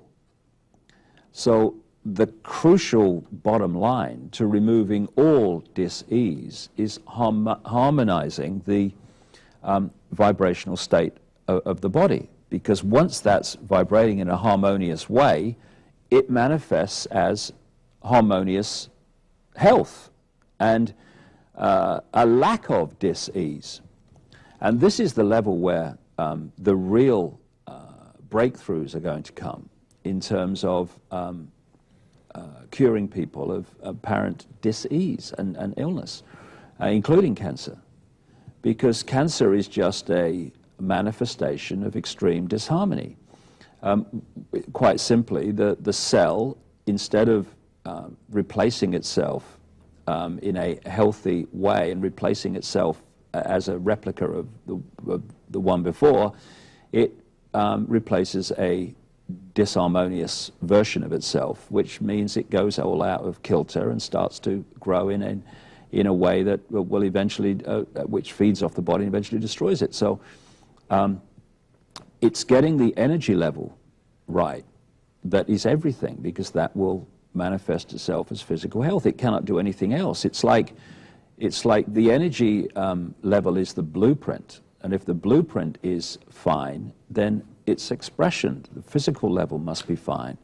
And that's the key, not further disharmonizing everything by infusing chemical cocktails, which is what the pharmaceutical industry does. Now, you had some groundbreaking treatments in Hawaii, and for our viewers that might not know, you do suffer from rheumatoid arthritis, but I found one of the most amazing conclusions you came to is back pain, neck pain, is actually emotional pain most of the time, and some kind of disconnect, disharmony of the energy flows through the body. So tell me about what people mean when they say, this person is a pain in the neck. We've all heard that expression. Well, I've got a friend in England who's a cutting-edge healer. Not a doctor, a healer. What we got doctors for? Shouldn't we have healers? And I thought we should have. Anyway, the knowledge that he has explains so many things to me about how emotional stress transfers itself through certain muscles, like the neck and like the lower back, and it happened to me on the lower right of the back. That's why we started talking about this. And this is why we talk about a pain in the backside or someone's a pain in the neck. And so many of these off-the-cuff sayings that we have and these folklores and what we call old wives' tales actually are based on fundamental truths that have so often been lost in the mainstream. The overwhelming cause of illness in all its forms is emotion, because nothing destabilizes the balance of the human energy field more than emotional states. It destabilizes everything. It destabilizes that level of us we call mind and thought. What happens when we get into a really high emotional state? We stop thinking straight because there is such vibrational disharmony going through the different levels of the human energy field caused by the emotional trauma that it stabilizes everything.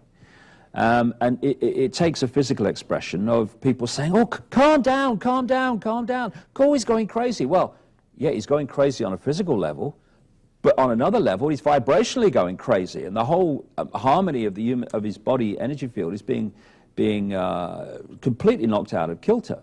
And this is the main cause of illness and disharmony, therefore disease, is emotion. And I've seen this happen many, many times to myself. But there is another level to this, which goes into why alternative methods of healing operate as they do. And that's the fact that everything in this apparently three-dimensional world, including the body, is actually a hologram. Now, people will see holograms that we buy in shops, and what they are illusory three-dimensional forms because they appear to be three-dimensional, but they're not. It's just whether you get it at the right angle, suddenly it can seem incredibly three-dimensional, but it's not. It's an illusion. And when they're making holograms that we buy in the shops and holographic pictures and stuff, what happens is they have a laser beam and half of it is diverted away. One half goes pretty much directly onto a photographic film, and the other half is deflected across whatever the object is that you want to photograph. And that, what they call working beam that goes across the object, is then deflected afterwards back onto the photographic film, where it collides with the other half of the laser. And this, what it creates on the photographic film is what they call an interference pattern. And this is exactly the same principle as dropping two pebbles into a pond. And then the wave pattern goes out and then collides. Now, that colliding wave pattern is actually a vibrational expression, a vibrational mirror of the two pebbles, where they dropped, where they hit the water, how fast they dropped. That's all reflected in a vibrational level in that interference pattern in the water. And it's the same on the holographic film. It's a vibrational expression of the object. What happens then, because you look at these holographic films, and basically they look like fingerprints. They're just wavy lines and appear to be, what's this? But you get a laser and you fire it at that photographic interference pattern, and amazingly, apparently three-dimensional image of what's been photographed appears before your eyes. And I've got pictures of holograms in some of my books, and they can look as solid as you and me.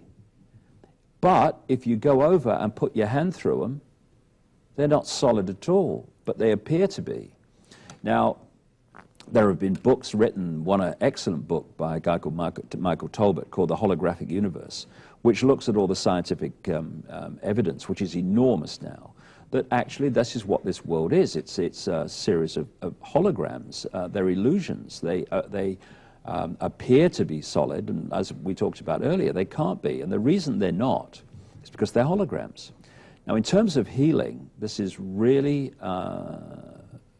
at the heart of so many of what we call alternative methods of healing, which from the view of the human body that convention has, seem to be, how does that work? That's really strange. Because one of the great characteristics of a hologram is every part of the hologram is a smaller version of the whole. So if you get the holographic print with the interference pattern on, and you fire the laser and you cut it into four, and you fire the laser at a quarter of the picture, you don't get a quarter of the picture.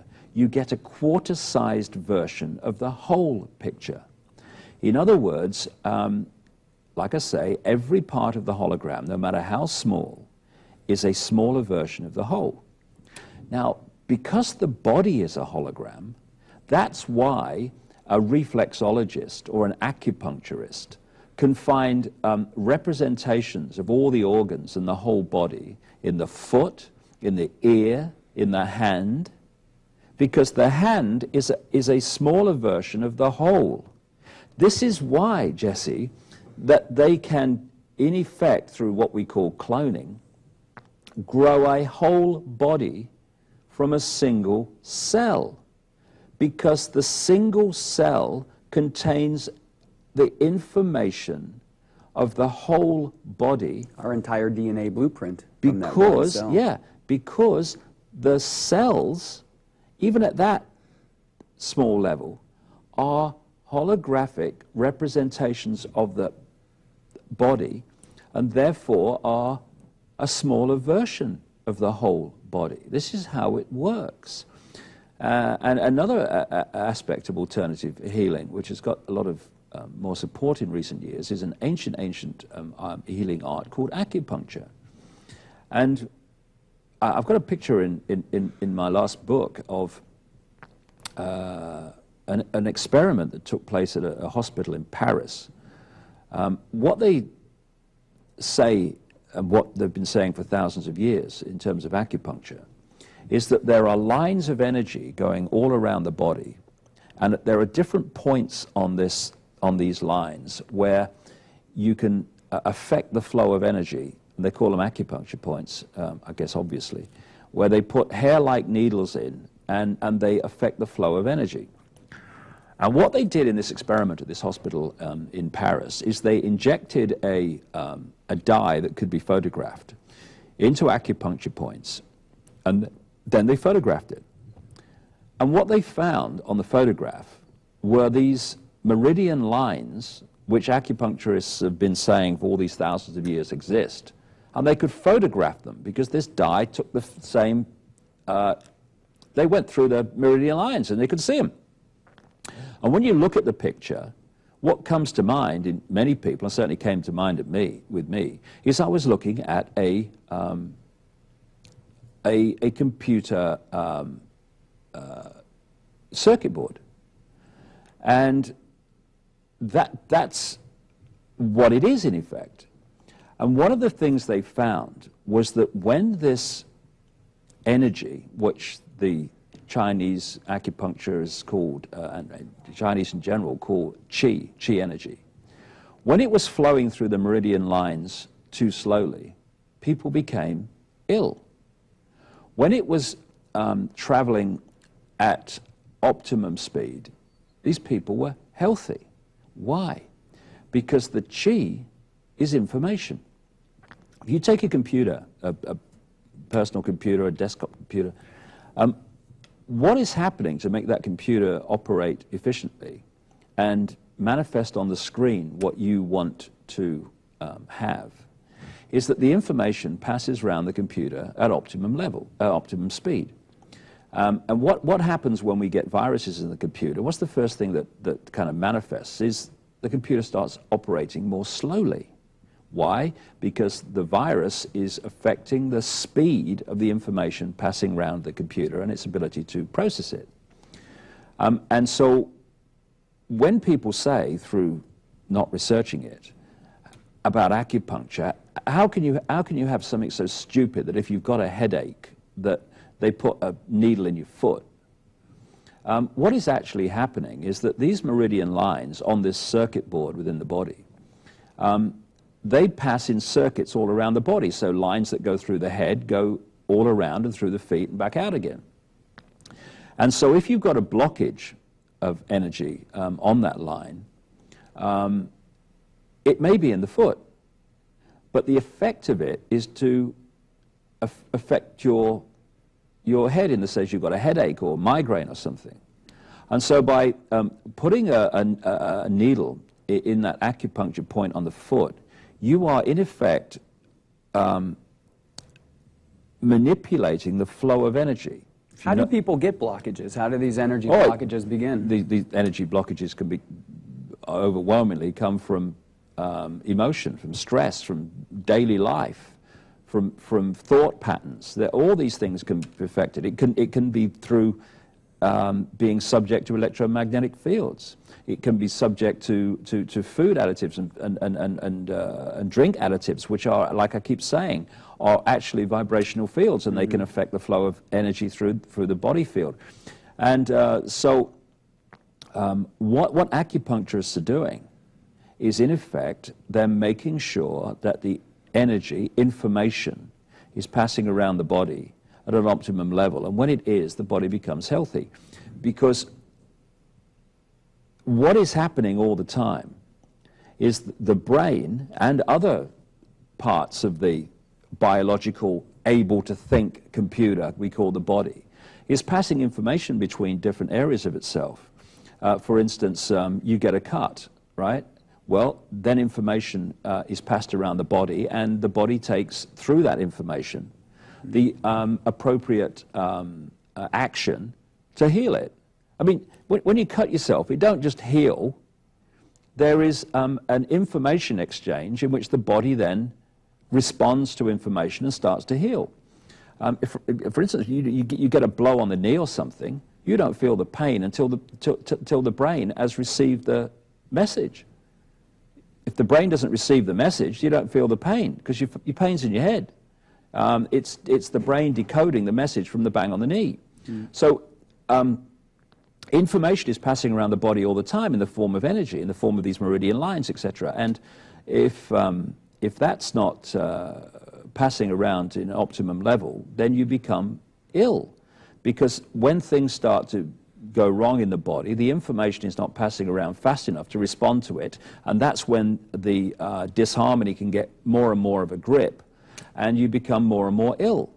So when we understand the nature of the body, its vibrational state, and the fact that it's like a computer with information passing around it, then we can start to look at illness and disease and stuff in a different light, and bring it to an end in a much more efficient and effective way. Because at the moment, we are treating the body through conventional medicine from a point of view that doesn't understand exactly how the body works. So there's great chance we're going to cause more problems than we solve, and that's what happens, and that's why one of the biggest causes of death and illness in America is the treatment.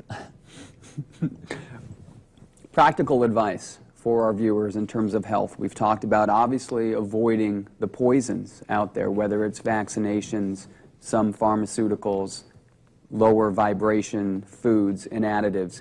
We've talked about an emotional state, the ties of emotions to health. And I guess the final point is then elimination. It's not only we are what we eat, we are what we don't excrete. And so you've discovered that as well, the importance of detoxifying the body. Yeah, I had a colon cleanse about 2 years ago in Hawaii, and I learned one hell of a lot there. what I experienced was that because, like I say, the body's a hologram, the colon is also a smaller version of the whole. And they showed me these charts which broke up the colon into different parts of the body. It has to be like that. It's a hologram. It can't be any other way. And I have to say that as it was over 11 days, as that was all kind of cleansed and I went through the different parts of the colon each day more and more, that reflected different parts of the body, I did feel effects in those parts of the body, there's no doubt about it. Because the body's a hologram, not only is everything a smaller version of the whole, everything affects the whole. So if you get a problem on a smaller area of the hologram, like in the colon, it can affect the harmony of the whole body and other effects, because they're completely interconnected. And what I found is, I don't want to get too kind of crude about this, but I'm bothered, but people might be. We talk about, how shall I put this in a nice way? We talk about people being full of excrement in an emotional sense. We'll say full of crap. Yeah, well, that's even closer. But it's like the farmer's wife was the farmer used to talk about putting manure on his fields, and someone said to his wife, "Can't he say fertilizer?" And she said, "It's taken me 20 years to get him to say manure." But anyway, I find that, again, because everything is a reflection of everything else, that we hold a lot of the literal stuff in the colon because it's an expression of the emotional stuff we're holding on to. And where do we feel emotion? We feel it here, right? Butterflies. Butterflies in the stomach and all the stuff when we're nervous. And we feel emotion here. And that's where the colon is, because everything reflects everything else. And I found that when I had that colon cleanser, and I'm not recommending it to everybody must make their own choice, shall we say, as the physical stuff I was holding on to came out, I expelled an enormous amount of pent up, suppressed emotion. Because, like I say, everything is an expression of everything else. If it happens on the physical, in terms of what we call physical disease, it's because there is a energetic, i.e. emotional, mental level disharmony, which is reflecting itself as physical disease. That's the key. That's where the real level of healing and long-term health and the eradication of all these diseases that, like cancer, that seems, so powerful. That's where the answer lies, because they're not powerful at all. We've just been looking in the wrong place. Well, the energy flow through the body, meridian lines, the places we feel emotions. Speak to us of chakras and what this term means and how that ties into our evolution and well-being as well. Well, the word chakra is from a Sanskrit word meaning wheels of light, in effect. And we have multiple energy fields. And between these energy fields, connecting between them, are these vortexes, spinning vortexes of energy, which are all over the body, but there are key ones. There's one goes out the top of the head. There's one here they call the third eye chakra. There's one here which is about communication. There's the heart chakra. Now there are these 7 main ones. Like I say, there are many, but the 7 main ones. And so you've got 3 up here. Then you've got below the heart, you've got the 3 going down to the base of the spine, including the emotional chakra in exactly the place we feel emotion. And so you've got the 3 and the 3, and in the middle is the heart chakra. And that's the balance point. When your heart is open and not suppressed, as society's always seeking to do, then you have this balance point which holds the body in harmony. And it's from this heart chakra vortex that we get the symbolism that we still have today of the heart equaling love. It comes from the ancient knowledge of the heart chakra, from where we express the energy that we call love, or one way we express it. Because we've lost that knowledge, and we've brought everything into the physical, and everything this is our perception here. That's why the heart shape, the human heart shape, is used to portray love. But that's not where it originated. It originated from the heart chakra. Now, when these, again, we're back to balance. Everything is balance. When these heart chakras or these chakras in general are in balance, they are in harmony with all different levels of being. When they're not in balance, then we have consequences. And this is one of the key processes through which stress can stop us thinking straight, because we have the mental level, we have the emotional level, and through these levels are these chakra vortexes. And so when we feel emotional stress, that disharmony on that level passes through the chakra and then starts to affect and disharmonize the mental level. So it's like, I can't think, calm down. You won't think straight unless you calm down. Shh. That's what's happening. And you can do it the other way. The power of the mind can impose its harmony on the emotional level and calm it down through this chakra connection. And what is happening now, and it's a great time, I know there's terrible things happening, but it is a great time in so many ways, is the cutting edge of science and what seers and mystics and spiritual people and wise men and women of the ages are saying is now increasingly the same. Because science and spirituality, true science and true spirituality, are the same. They are different expressions of each other. And that's why when you have true science, by that I mean true seeking, open-minded, in an open-minded way, the nature of things, and you have the spiritual in its true, pure sense doing the same, they speak the same language, and that's what's happening more and more. What has happened through the ages to give the apparent belief that science and spirituality are at odds with each other is because you've had science that has a belief system and a status quo to hold on to.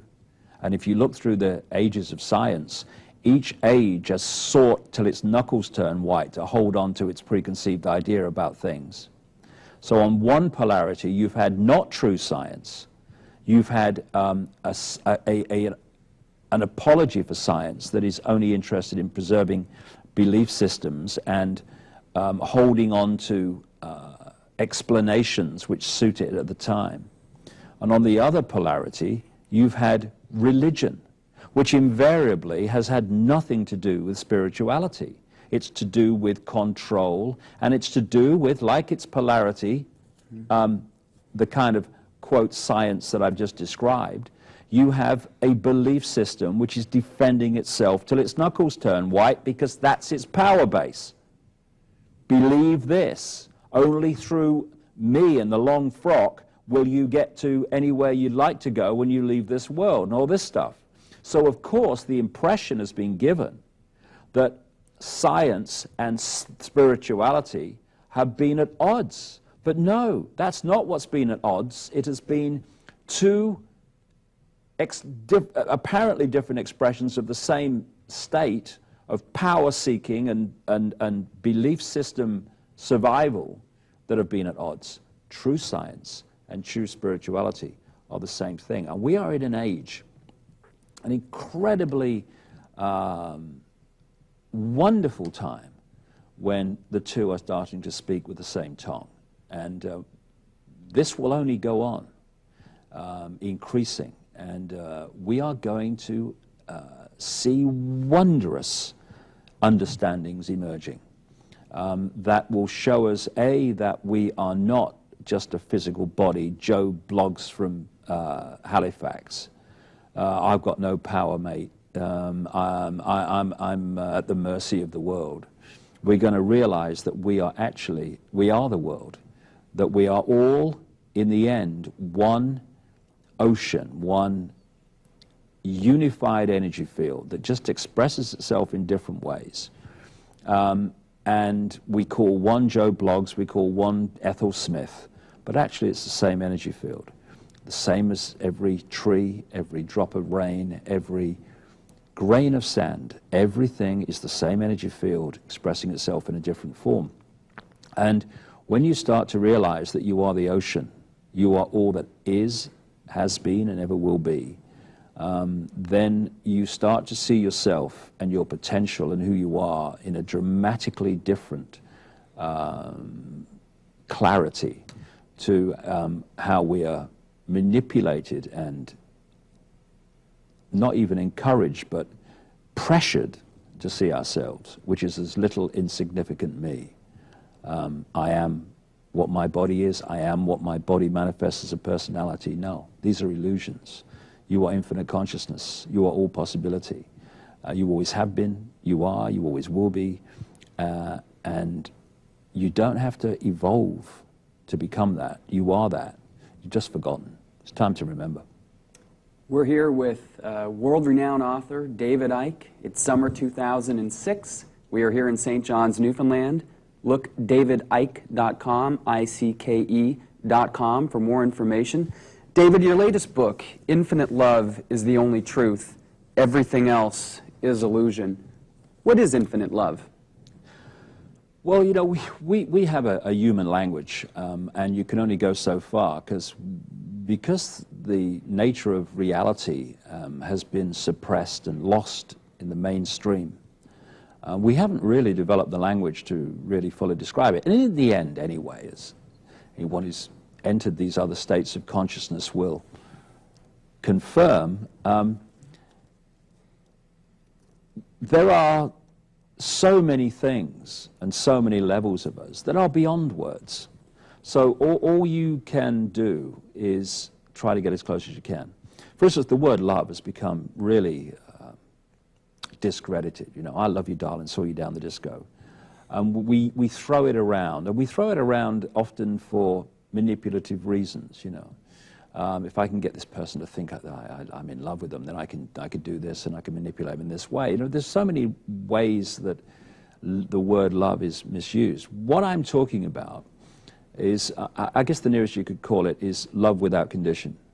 Because so many forms of illusory love are I love you if, I love you when. I love you when you are what I would like you to be.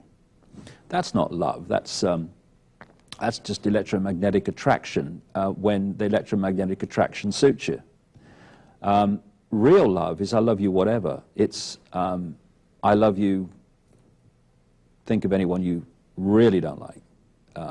In my case, I love you, George Bush. You don't stand for what they're doing. You don't not challenge what they're doing. You don't not seek to expose what they're doing.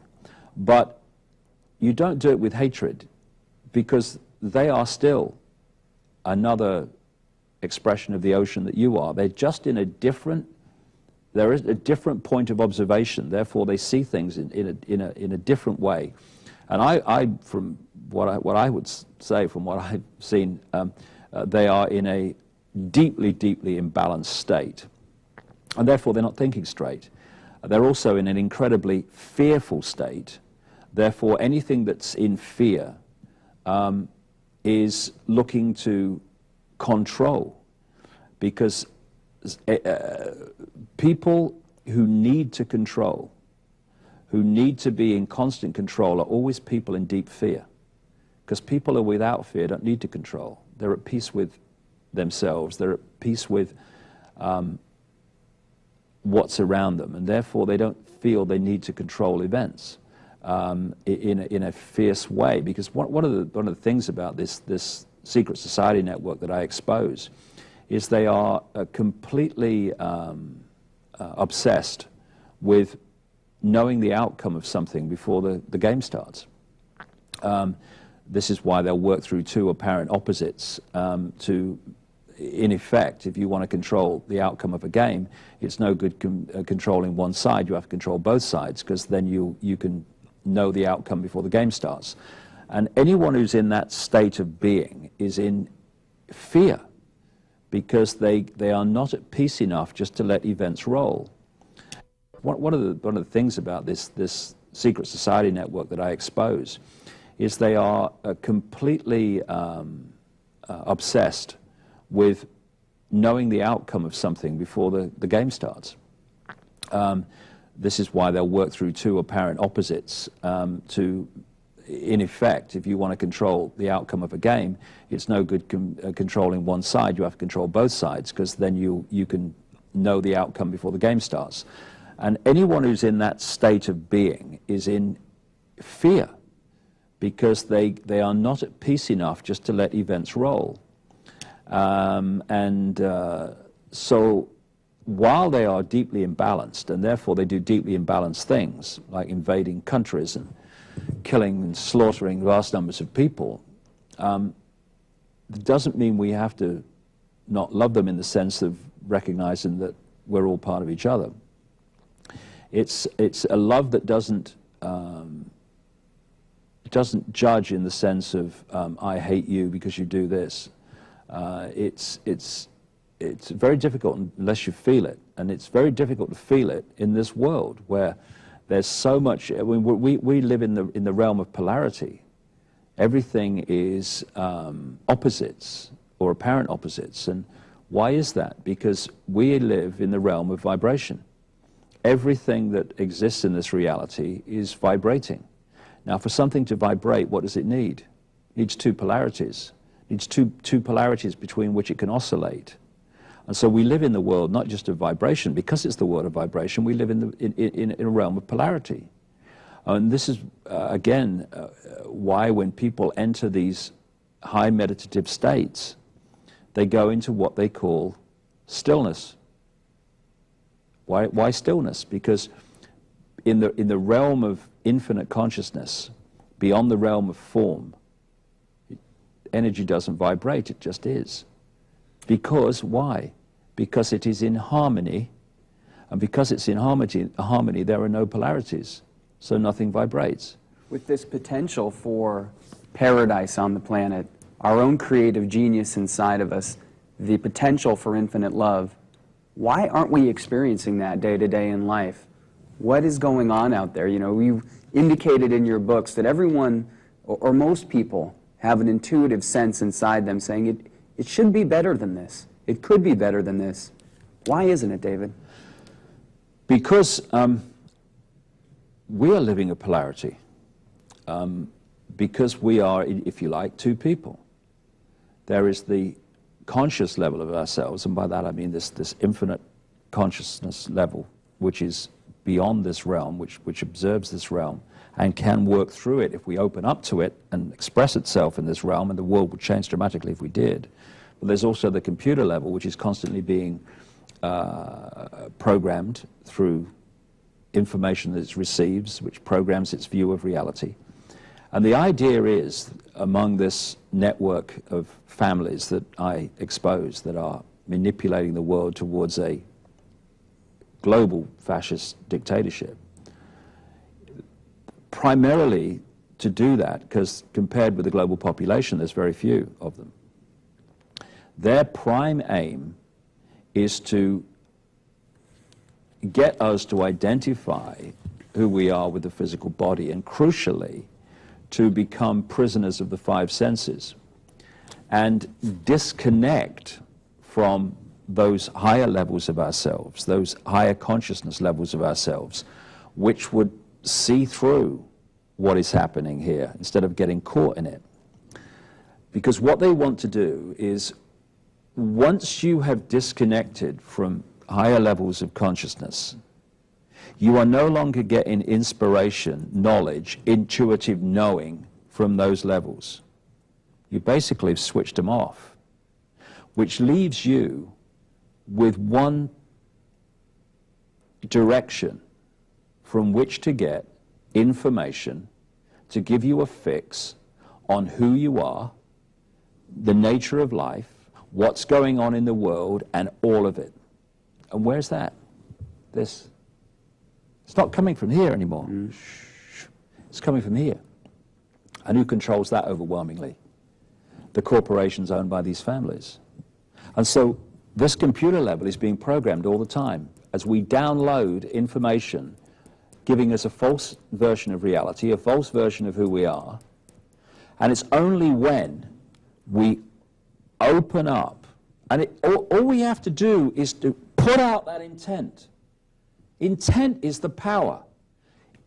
My intent, if people today watching this program go, my intent, and mean it, is I want to open up to the true magnitude of who I am. I want to open up to the true infinite consciousness, awareness that I am. They might not like some of the things that immediately come towards them, but that intent will always bring towards them what they need to achieve that intent. And sometimes that's living in the heart chakra. Well, it's living in the high consciousness, and it can manifest through the heart chakra. But the thing is that what happens with people is they put out that intent. Now, the life they're living at the moment is an expression. The life they don't like and they'd like to change is an expression of the energy blueprint that they're putting out from the level of thought that they're operating at, right? The programmed level of thought. That's putting out and decoding reality to manifest a certain daily experience. This shows itself as people in their circle of friends and things that happen to them, jobs they do. It's a reflection of what is, or what they think is them at that level of awareness. Once you put out the intent of all the things that I've just described, I want to be the full magnitude of who I am. That intent starts to bring towards you what you need to achieve that intent. And what's the first thing that happens? This blueprint, which is creating your daily experience, starts to break down because you've put out the intent, I want to be something else. I want to be a greater level of what I am. And how that manifests in your life is often, and it happened with me on a major, major level, in full public glare in England in the early 90s, is that your life appears to fall apart. You might lose your job. There might apparently be, oh my goodness, my life's falling apart. No, no. The blueprint, the energetic blueprint that you have been working on, the thought blueprint you've been working on, the perception blueprint, which has manifested this life that you clear through your new intent would like to change, is breaking down, and therefore the life you'd like to change is also breaking down. And what happens to a lot of people at this point is they go, ooh, I'd like to transform, but not that badly, thank you very much. And they go back into the old way. If you keep with it, what happens is your life is transformed. Not when there's an R in the month, you know, an elite year, every time. But, we need to do is stick with this transitional period when the old blueprint's breaking down, and therefore its old expression is breaking down. And because it's so often life presents its greatest gifts brilliantly disguised as our worst nightmares. And so often when you keep on that path, you look back and you say, I didn't like it, but it set me free. And then that intent, if it keeps going, starts to bring in all the things you need to achieve that intent, and eventually that intent is achieved, and you start to connect with a level of consciousness you never thought you had. And what happens then is this perception starts to look through the eyes. and it starts to look at this stuff, which was giving you your fix on reality before, and it starts to say, hold on a second, you're having a laugh. This is ridiculous. That's not true. I can see through that. It's obvious. And so many people have said to me over the years who've had this experience where they've put out that intent, this process has happened, and bingo, they've seen the world in a different way. And they say, why didn't I see it before? It's so obvious. Why didn't they see it before? Because they were observing from the computer level of reality, and this was dominating their sense of perception. Now they've opened up. Now they're looking from another level of perception. They can see the obvious. They can see the elephant in the living room, which they couldn't before. And the reason is they're accessing and observing from a much higher level of consciousness. Therefore, they're seeing the world from a much higher level of perception. Going beyond the five senses reality can be tough, can be scary. Risk of ridicule, risk of loss of status, loss of money, loss of power. What was your journey that you went on, where maybe you can tell our viewers a little of your background and ultimately the process that led you where you are today? Well, I went through the process that I've just talked about. I seem to be living a life where I don't mess about and do things by halves, you know, it's like, you know. But one of the things I would say is, and this is something that I've seen many times, is you don't know you can fly until you jump off the cliff. And so many people are standing on the edge of the cliff thinking, I'd really like to change my life, I'd really like to do this, I'd really like to do that.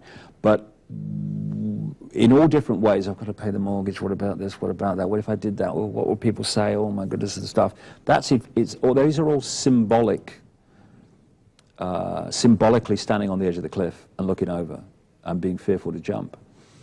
And what happens when you put the intent out is if you really mean it and you really stick with it, then one expression of the intent is to tiptoe behind you and go, boom, there you go.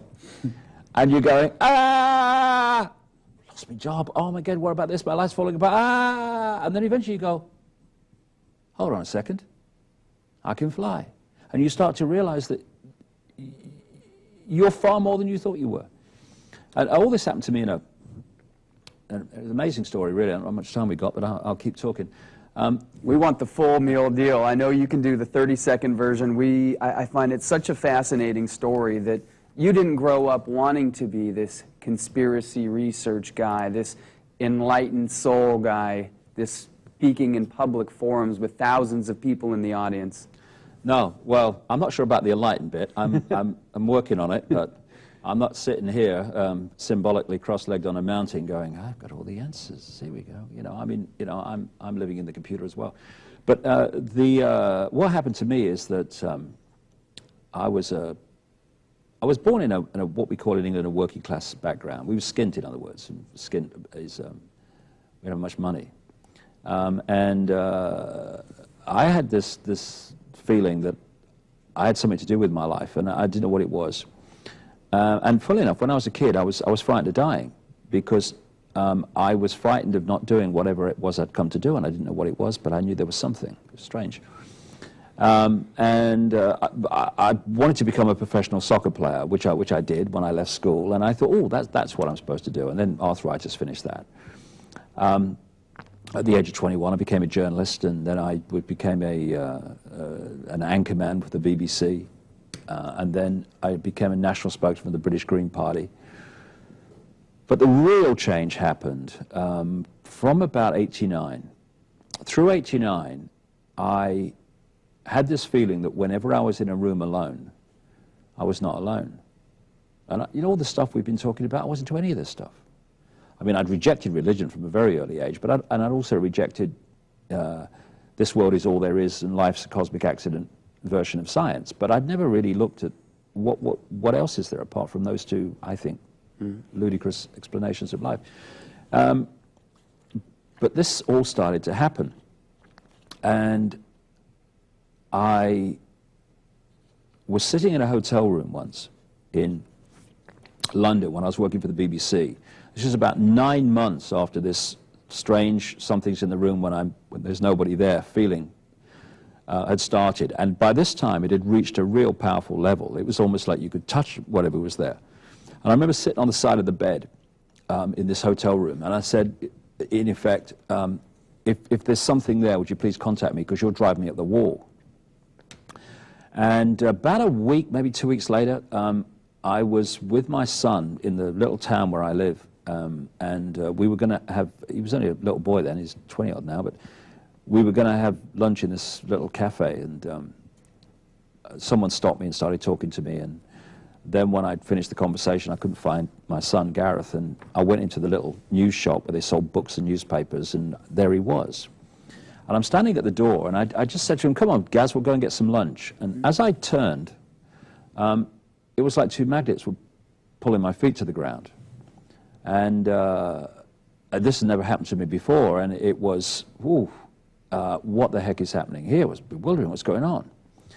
And, you know, I don't hear voices in my head or anything like that, but what are voices in your head? It's you decoding thought forms.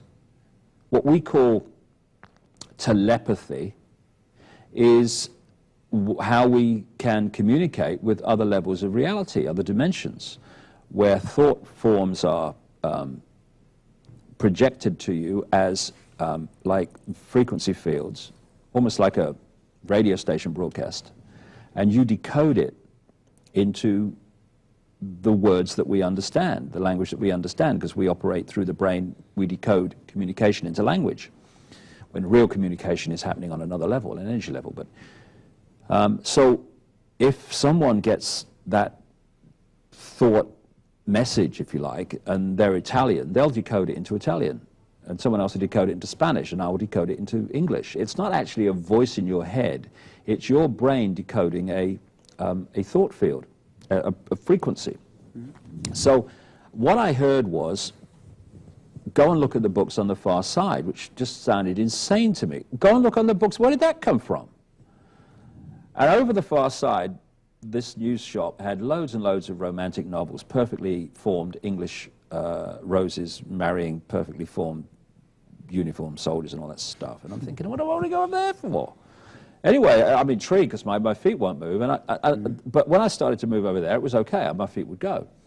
So I went across, and in the middle of these romantic novels was this book with this woman's face on the front. And I was attracted to that because it was so different to all the other books, which were all basically looked the same.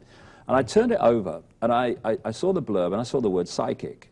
This was a hands-on healer lady who did psychic stuff. And I was hit by the word psychic, and I thought, woo, I wonder if this person could pick up what this thing is happening around me, this you're in the room alone, but you're not feeling. So I read the book in 24 hours, found it very interesting, and then I went to see her. And the first two occasions she did the hands-on healing, which is what? It's an exchange of energy. It's affecting the vibrational field of the body. Oh, it's mumbo-jumbo. How can you heal someone when you don't touch them and all that stuff? Oh, you can touch them anyway. How can you heal? You know? No, because it's an exchange of energy, because you don't realize that the body is a vibrational field, and therefore energy coming from another vibrational field can disharmonize it or harmonize it. It's that, you know, I mean, you know, it ain't brain surgery. So, but all this is kept from us. And so it seems complicated and ridiculous. So anyway, what happened was, after 2 sessions where it was sort of the healing thing, I went the third time, and I'm lying on the bench there, you know, very nice, and we're chatting about things, and, you know, very interesting. And then I felt she was putting her hands near my knee and projecting energy out. And then I felt like a spider's web on my face, out of nowhere, really powerful. And this took me aback, because I'd read in her book that when there are other dimensions that trying to connect with you, then you can sometimes feel like a spider's web on your face, which is strange, because I never have since. And I never did before, but at that time, real powerful. And so I never said anything to her. And I'm like slipping down the bench here, because I'm new to all this. What is going on? Did I really need to come here? And within 10, 15 seconds of me feeling this and saying nothing, she launches her head back, and she says, my God, this is powerful. I've got to close my eyes for this one. I started thinking, oh, God, Icke, what have you got into here, son? Anyway, she then says, I'm seeing a figure in my mind, and it's a projection. You know, when people talk about near-death experiences, and they go through the, quote, tunnel, and they see relatives that have died before, and they say it looked like my my grandfather spoke to me, or my father. Obviously, this is the level where we have the physical form that manifested as how we remember them. So when we leave in this confused state because we've forgotten so much, for us to communicate with that energy, that consciousness, that awareness that was our father, mother, grandfather, they have to project themselves as we remember them, because then we think, oh, I know I'm communicating with. But it's not actually a physical body you're communicating with. It's an energy field which can be manipulated through thought, because when you're out of this real dense reality, thought manipulates energy very, very fast immediately and can manifest form. In fact, you can even do it here if you know what you're doing. So she was seeing this figure. It was a Chinese figure, but that was just a projection. It was consciousness, awareness, passing on messages. She said, it's telling me to tell you some things. And the first thing that she said was, they're saying that, because there was another entity there or something as well, they're telling me that, in fact, no, I remember better. What she said was, this entity is saying that Socrates is with me. And I kind of vaguely heard of Socrates. And I know there's a Socrates used to play for Brazil at football and stuff like that. So afterwards, we're looking through the book, and I'm looking at Socrates. And of course, it was, I know well now, was the ancient Greek philosopher who took the hemlock when he was put under trial for corrupting the youth. Corrupting the youth, in other words, it seems, telling them what the authorities didn't want them to hear. Anyway, so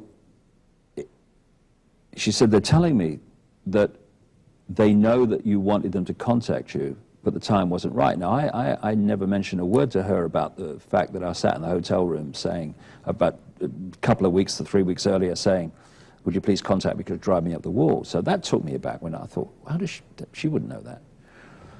And then it all came out, and I'm thinking, what's all this about? First of all, they said I was going to go out on a world stage, eventually become world famous, telling secrets that had to be known. That one of the lines was, one man cannot change the world, but one man can communicate the message that could change the world. I was going to write 5 books in 3 years, which were on these subjects. I don't know anything about these subjects. I wrote 5 books in 3 years to the month. And I didn't realize till I went off to the printers, the 5th one, and I thought 5 books, 3 years to the month. And I was basically going to do what I'm doing now. And of course, I'm a television presenter at the time, and I'm thinking, this is insane. But what happened then, as I was saying to you earlier, is my life fell apart. Because it's not only that you can put out the intent when you're in this reality and therefore transform yourself.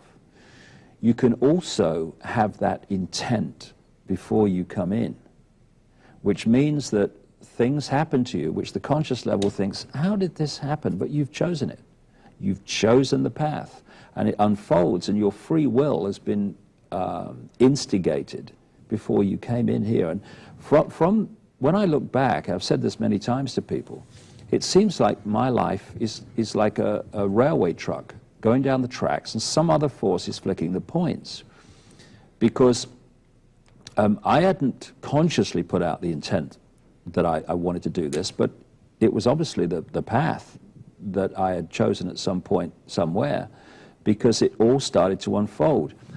The life that I had at the time, which was television presenter and family man, all that stuff, that started to break up very rapidly. And one of the expressions of that was the BBC didn't renew my contract. And I was very young for what I was doing. And there was no reason why they wouldn't do that, considering all the times they'd give me commendations for my work. But suddenly, and this was tiptoe, tiptoe, tiptoe, bang, there you go. Oh! And what happened was, I had no job, and no one else seemed to want to employ me, because when something's not meant to be, there's an energetic barrier, and nothing will breach it, because you're going in this direction because you've chosen it, and you know, if you go in the direction you'd like to go now, When you leave the body, you're going to be real disappointed because that was what you came to do. So I went without any income for a long time, months. Unfortunately, I lived below my income when I was in television, so I was able just to survive. And what I did was I started writing my first book, and I had loads of experiences which were giving me more and more of an insight. And I wrote this book called Truth Vibrations, which was about the speeding up of the vibrational frequency of the planet, which was going to bring about a great change, and it's happening. Anyway, one of its expressions is global warming, by the way, which we might get into. But this is the speeding up of vibrations. Speeding up of vibrations. So what then happened is when I wrote this book, Truth Vibrations, it went off to the publisher in late 1990. And I suddenly started getting this overwhelming urge that I needed to go to Peru. And I bumped into this psychic lady about this time. And she said to me, you ever thought about going to Peru? And I thought, oh, God, I have. And I knew nothing about Peru, didn't know why I needed to go or why I wanted to go. I just knew I needed to go. It was intuition, because there's two levels from which we can make decisions. There's the thought level, which is the biological computer level, and then there's the intuitive level, which I call knowing. And people watching this program will have had these experiences. It's funny you put your hand to your heart there. Yeah, because that's where I feel it. That's why. That's where I feel it. Where you just know that you need to do something. And if someone said to you, why do you need to do that? From this level of thought, computer level of reality, you really couldn't articulate it. You can't, I don't know level of thought. Why? Because this is a lower level of observation. But I know that I need to do it. And to be honest, what changed my life more than anything else, and what transformed it, is when I decided that, and it was just around this time, when I decided that if what I thought and what I intuitively felt or knew were at odds, I was going to go with my intuitive knowing. And what happens with most people, and what happened with me up to that point, is that we go through this lifetime often of war between what we think and what we feel and intuitively know. Which Thoreau describes leads often to quiet lives of desperation. If we shut out that intuitive voice inside of us and just always listen to the logic brain keeping us down, telling us what we can and cannot do. Exactly. And what is the logic brain? And what is this logic that it has?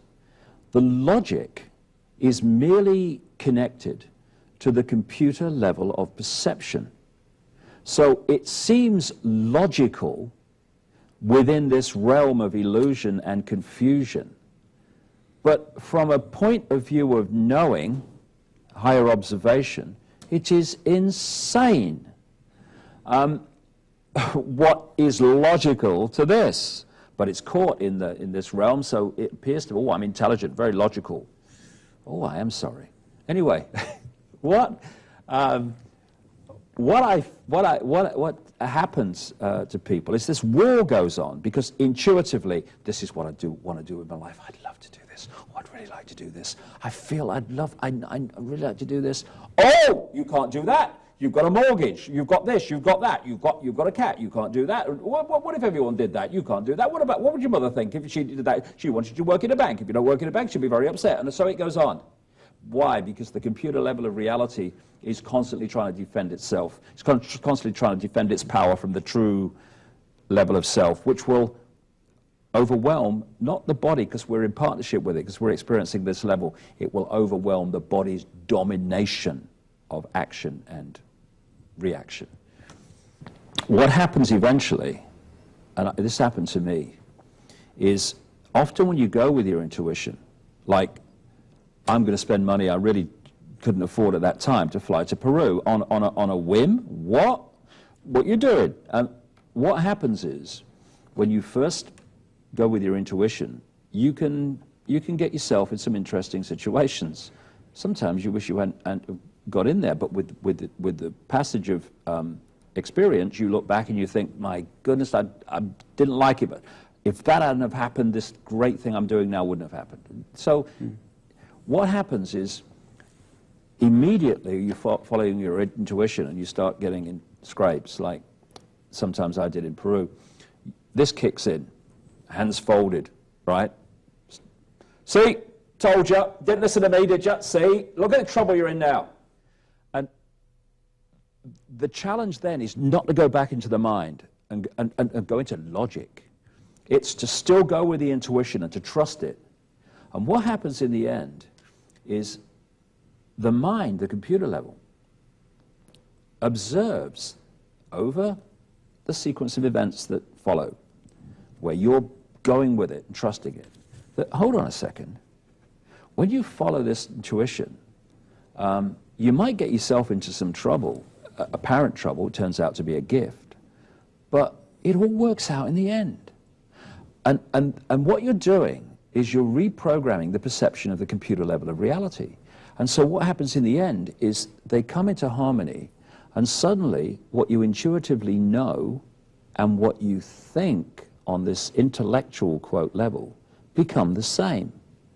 And I reached a point through following intuition all these years where what I think and what I intuitively feel are, I can't remember the last time they were in conflict. Synchronicity. And the war stops. It doesn't mean you don't have emotional kind of upsets and you don't get wound up and you don't get stressed, but you don't have a war between what you think and what you feel anymore. And that's a big peace, it's a big peace process, the peace treaty, that is, big one, massive. So anyway, what was happening was I was going with my intuition and going to Peru, even this was going, what you doing? And I got off the plane in the early hours of the morning in Lima. And I don't know if you've been to Lima. Peru's a wonderful country, a beautiful, beautiful country, and it's an incredible ancient stone buildings and stone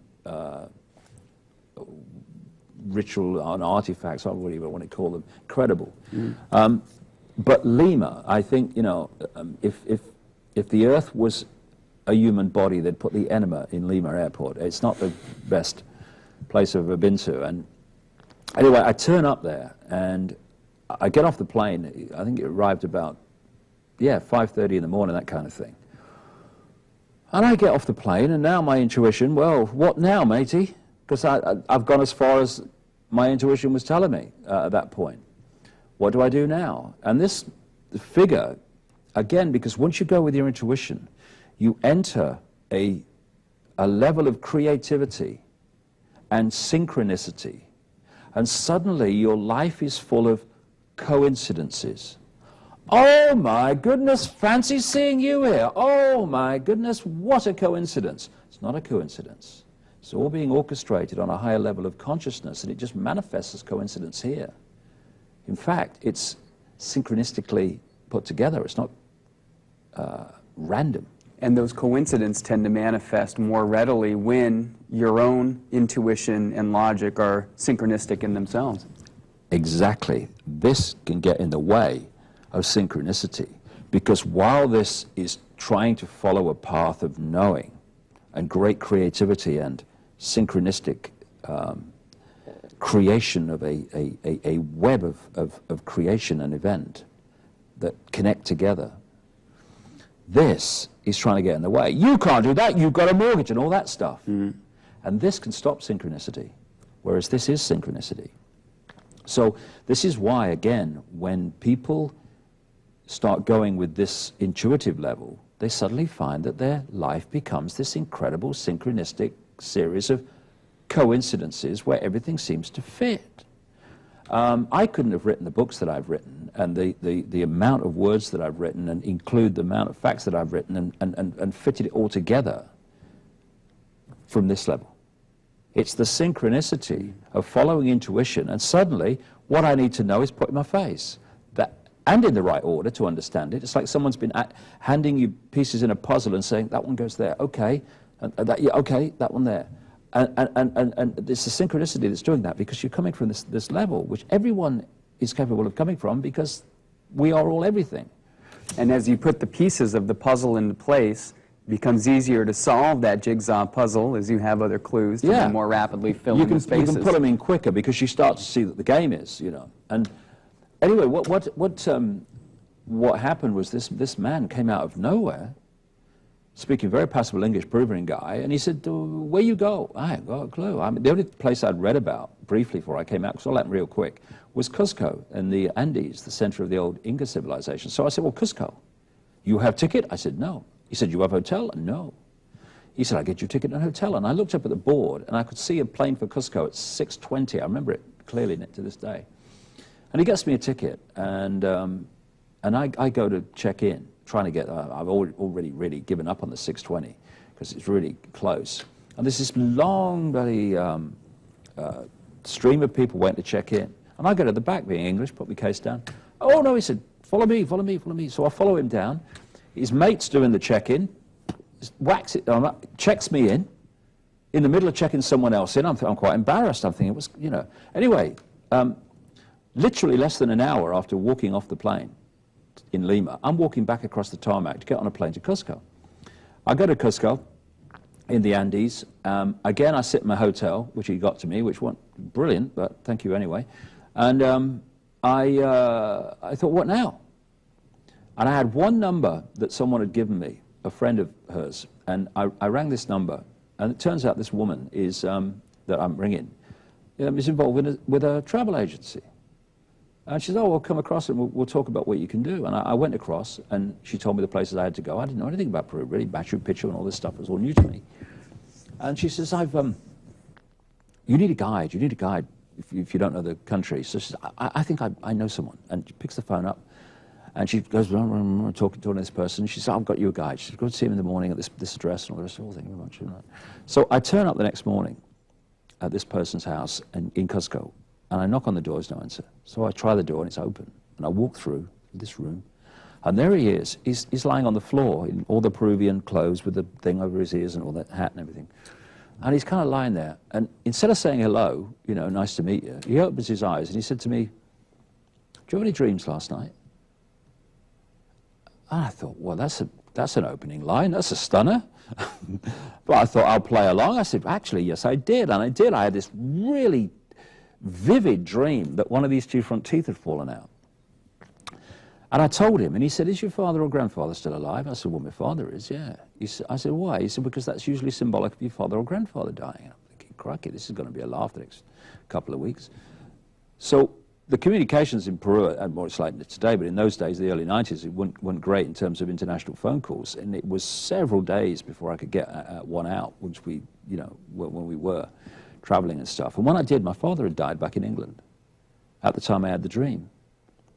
And actually the funeral had happened before I even knew he died, because they couldn't contact me because I was in the middle of nowhere in Peru. And it was the start of an extraordinary 2 weeks of a credible coincidence, which was giving me more and more understanding of that life was not like I thought it was, although I didn't think it was like anything. I just hadn't really gone into it, that like people think it is. And it all culminated when he took me down to a place called Puno in southern Brazil, near a place called Lake Titicaca, which is the highest navigable lake, or at least it's claimed to be in the world, 13,000 feet or something. And the hotel where he booked us into was called the Siustani Hotel, which was named after an Inca burial site, they said, but Inca ruins. I mean, you put 3 or 4 ancient stones together, and some archaeologist seems to decide it's a burial site. I mean, did they do anything but bury each other, these people? I don't know. Anyway, I went out there in this, they make me laugh, though. They do, honestly, they're so predictable. But and there's some good ones, but oh dear. So we go out to this place in this tourist bus, which I hired just for me. I was told that was the only way I could get there. I think it was a bit of money changing hands anyway. And it's a little kind of mini bus thing, and with windows on the side, and this tourist bus driver's driving it, and with this Peruvian guide's with me and all that stuff. And I go out there to this place called Siustani. It's beautiful. It's in the middle of nowhere. And there's this hill with all the ruins on the top, and then there's this lagoon on 3 sides, and there's 2 children with a llama, and that's all the people that were there for tourist pictures, no tourists. So I walk around this place for a while, in about an hour, and it's very nice, but I come back to the bus, and I'm thinking, I was disappointed, really, because the urge I had to be there, I've got to be there, got to be there. I don't care what it costs, I don't care what it costs, I've got to be there. It wasn't matched by what I experienced walking around. So we get back in the bus, and I'm sitting there, and I'm sort of daydreaming out the window, and a bit disappointed, really. So about 3 minutes down the road, no more, I'm looking out the window, like daydreaming, and I see this mound. And as I'm looking at it, all I can hear in my head is, come to me, come to me, come to me, come to me. And I'm thinking, a mound? Come to me, the mound's talking to me. So I said to the guy, stop the bus, I just want to go up this mound, it won't be a minute. And I got out the bus and I went up the mound. And when I got to the top, I couldn't see it from the road. There was a circle of standing stones about waist high, quite big, but not too big of a circle. And I thought, this is interesting. And I walked into the middle, and I looked back at Siyustani and the hill and the lagoon and the ruins on the top, just across the way and the distant mountains. And then suddenly it happened. My feet started to first of all burn and then get pulled to the ground. And it was similar to what happened in the news shot, but seriously more powerful. And then I felt like a drill going in the top of my head, a drill feeling. And something was going through me into the ground, and then I felt something coming back through the ground, out through the top of my head. Again, you know, we're talking earlier about chakras. It's called the crown chakra. It's a vortex where energy can come in and go out, and we connect with greater levels of our infinite self. Anyway, then my arms went out at like 45 degrees. And if I hold my arms like this for like another 30 seconds, they'll start to ache. Of course they will. Well, mine were up there for, I worked out later, that must have been the best part of 40 minutes to an hour. And they didn't ache until it was all over, and then my shoulders were agony. But so here I am. I'm not long from being a television presenter, and hello, good evening, and welcome. Hello, now for the news. In Toronto today, you know, and I'm thinking, what is going on in my life? What's going on? And this energy started getting more and more powerful through the top of my head. I started to shake, you know. And then over this period, this time when my arms first went out, I heard 2 things go through my head, which was, again, decoding some kind of thought form. Very clear. First one was, they will be talking about this 100 years from now. Talking about what? Secondly, it will be over when you feel the rain. Now that, to me, just sounded completely kind of off the wall, because there's not a cloud in the sky, there's a piercing Peruvian sun, and it's just blue from horizon to horizon. It will be over when you feel the rain. Don't be silly. What is happening to me?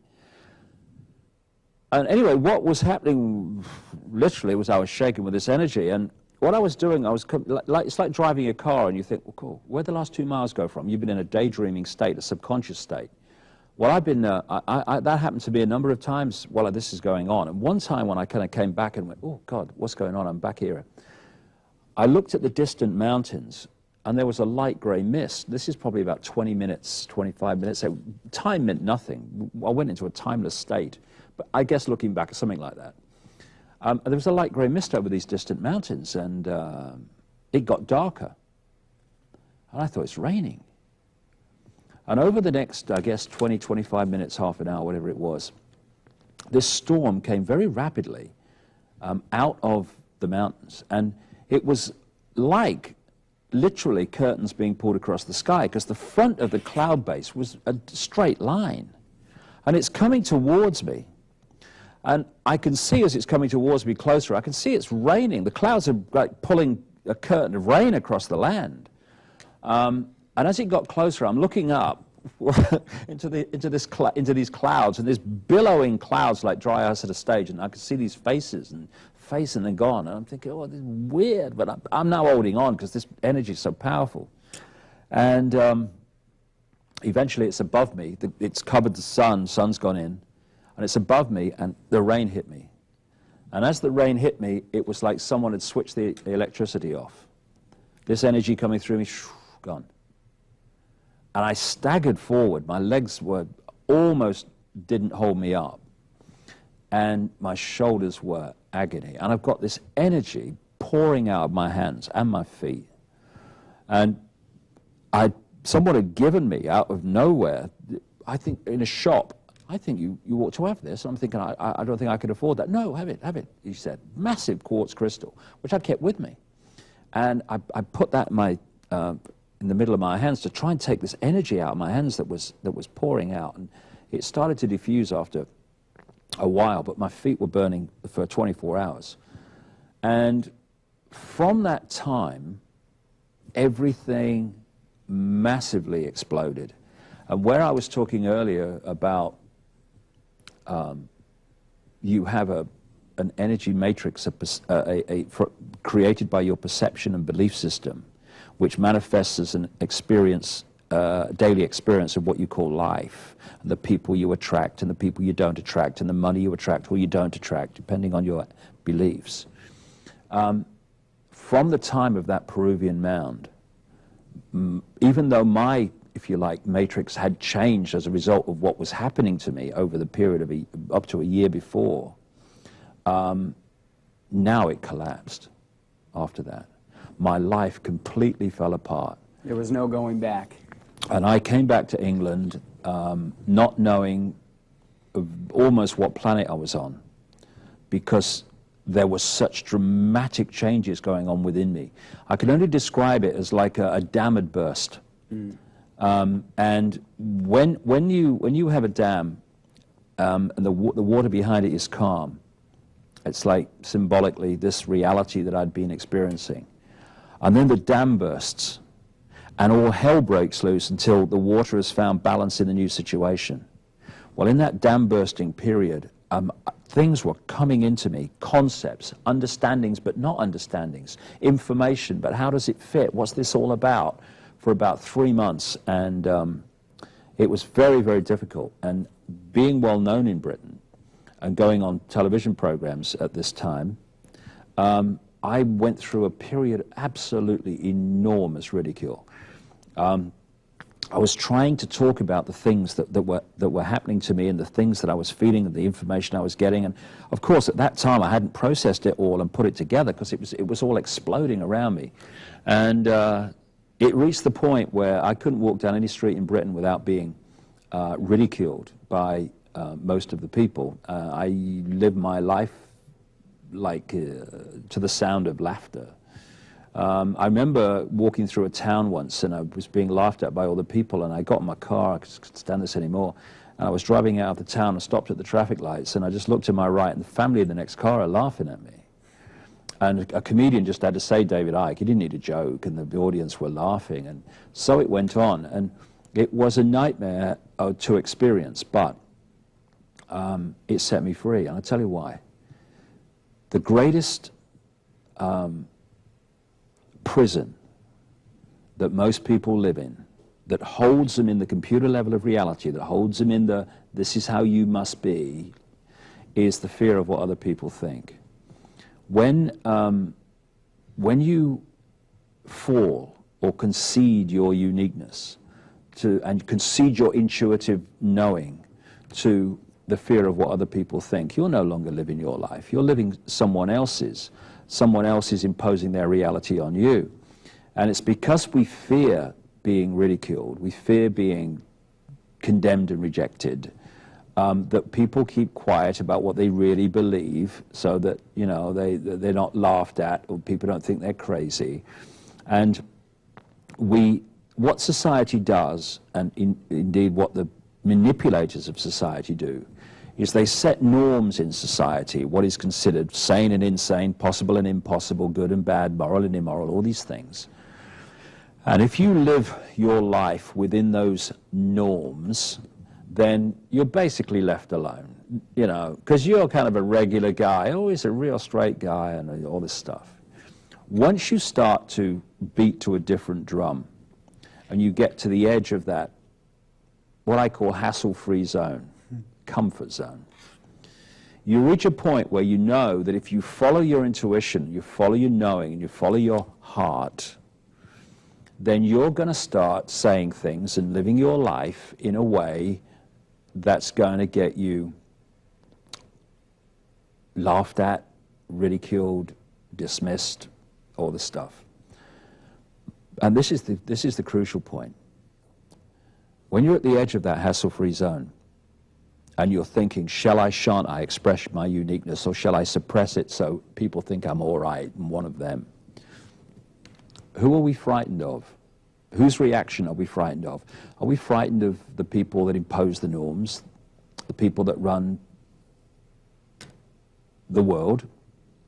Are we frightened of what George Bush will think, or Tony Blair, or the governor of the Bank of England, or the head of the Federal Reserve, or the Pope? No, no, unless we're Roman Catholic. We're fearing what our mother might think, what our father might think, what the guys down the pub might think, what the people at work might think. In other words, we are being frightened into denying and suppressing our uniqueness and our journey by fearing what other people who have conceded their uniqueness to norms think of us. And people laugh at sheep because they follow the one in front. Well, okay, but at least the sheep need a sheepdog to keep them in line and to put them in the pen. The human race at the computer level of reality has out-sheeped the sheep because we don't need a sheepdog. We keep each other in the pen. And we keep each other in the pen by not having the respect for each other, to allow us all to express our uniqueness, even if it's different to the norm, and even if it's different to someone else's. Oh my God, call the police. He's different. They'll all want to do it. And in doing so, we act both as the sheepdog and the sheep rolled into one.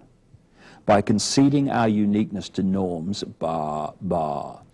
and that's fair enough if people want to do that. It's a free will decision. Go in the pen, I'll shut the gate behind you, save you the bother. That's fine. But it's when we take the next step that we cross the Rubicon. And that's when we've conceded our uniqueness to norms, but then insist on pain of ridicule and condemnation that everyone else in our staggering arrogance does the same. And therefore, I have just described how a few control the many. They do it by setting the norms in society and then getting the many to control each other. And so, if there's anyone out there, and there will be many, because there are everywhere, who is imposing their will and their reality and their belief system on anyone else, be it their children, instead of letting them come to their own conclusions by having access to all possibility, or whether you're in any role where it's just imposing your belief on others and giving them a hard time if they are different, then you are a purveyor of what I call psychological fascism. And psychological fascism is the worst kind of fascism because it goes so deep, it even insists that almost your thoughts cannot be your own.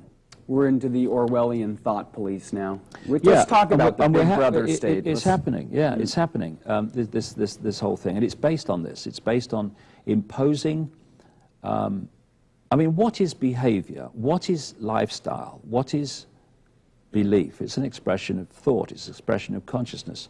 And psychological fascism insists that, at the very least, whatever thoughts and intuitive knowings that you have, you've got to keep them to yourself, okay? Well, for a while, until we develop the technology to find out what you're thinking, we'll let you think it, but go no further. And that's where we are now. And it can only happen, Jesse, because the sheep police the sheep. There's not enough of the true in-awareness manipulators to do this. They have to get the people to do it. And if we didn't, the Orwellian state would be impossible. And what is, the premonition that George Orwell had when crafting 1984? about Big Brother, about police state. How close is our world to that right now? Well, turn on Fox News, Fix News, and there it is.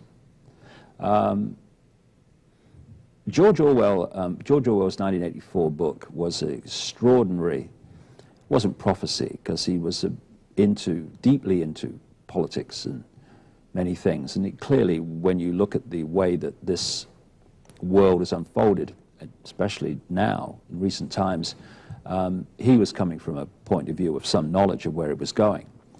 And his 1984 book mirrors increasingly the world that's unfolding before our eyes on Fixed News and the others. And that is a world in which, first of all, they kept the people under control by a perpetual war. And what we have now is a perpetual war, because the war on terror can never be said to have ended. How can you say, oh, we've won the war on terror? How do you know when the next bomb's coming from? Well, actually, the authorities, know when the next bomb's coming because they're planting it. You know what I mean? So they've got, they just don't tell us and they blame it on someone else. Oh, look, someone's planted this bomb. They're a terrorist. We must invade their country. Well, how about if you did it? Oh, no, shut up. They'll find out. Problem, reaction, solution. And so anyway, Orwell had this in this society of Big Brother control and dictatorship. This perpetual war, which kept the people under control, keep them in fear, keep them working for to survive from this war. And he also had this idea of telescreens, which were not only everywhere, they were in people's homes. And these telescreens were cameras. So they could see what you were doing all the time, including in your own home. And we now have a situation increasingly all over the Western world, and of course it will go elsewhere, and in Britain particularly, where we have more surveillance cameras per head of population than anywhere else on the planet, where you walk through a city like London and most other cities in Britain now, and you're just moving from camera to camera. And we've had, I think it was the Euston police chief, obviously you don't need an intelligence test to become a top police officer, who actually went public a few months ago, I put it on my website, where he's saying that for known criminals or something or other, they ought to have cameras in their homes. I mean, how Orwellian do you want? He also had this thing about what he called newspeak, Orwell, and the thought police, which was technology that could tell what you were thinking. And this is being developed, in fact, in the underground bases. It probably has been developed because the underground bases and their scientific projects are light years technologically against anything we see in the public arena. They just bring it in when it suits the agenda. And they do a cover story about, oh, this fantastic thing's been invented by this genius. Oh, yeah. Oh, no, it was like 10 years ago in under the ground somewhere. Thank you.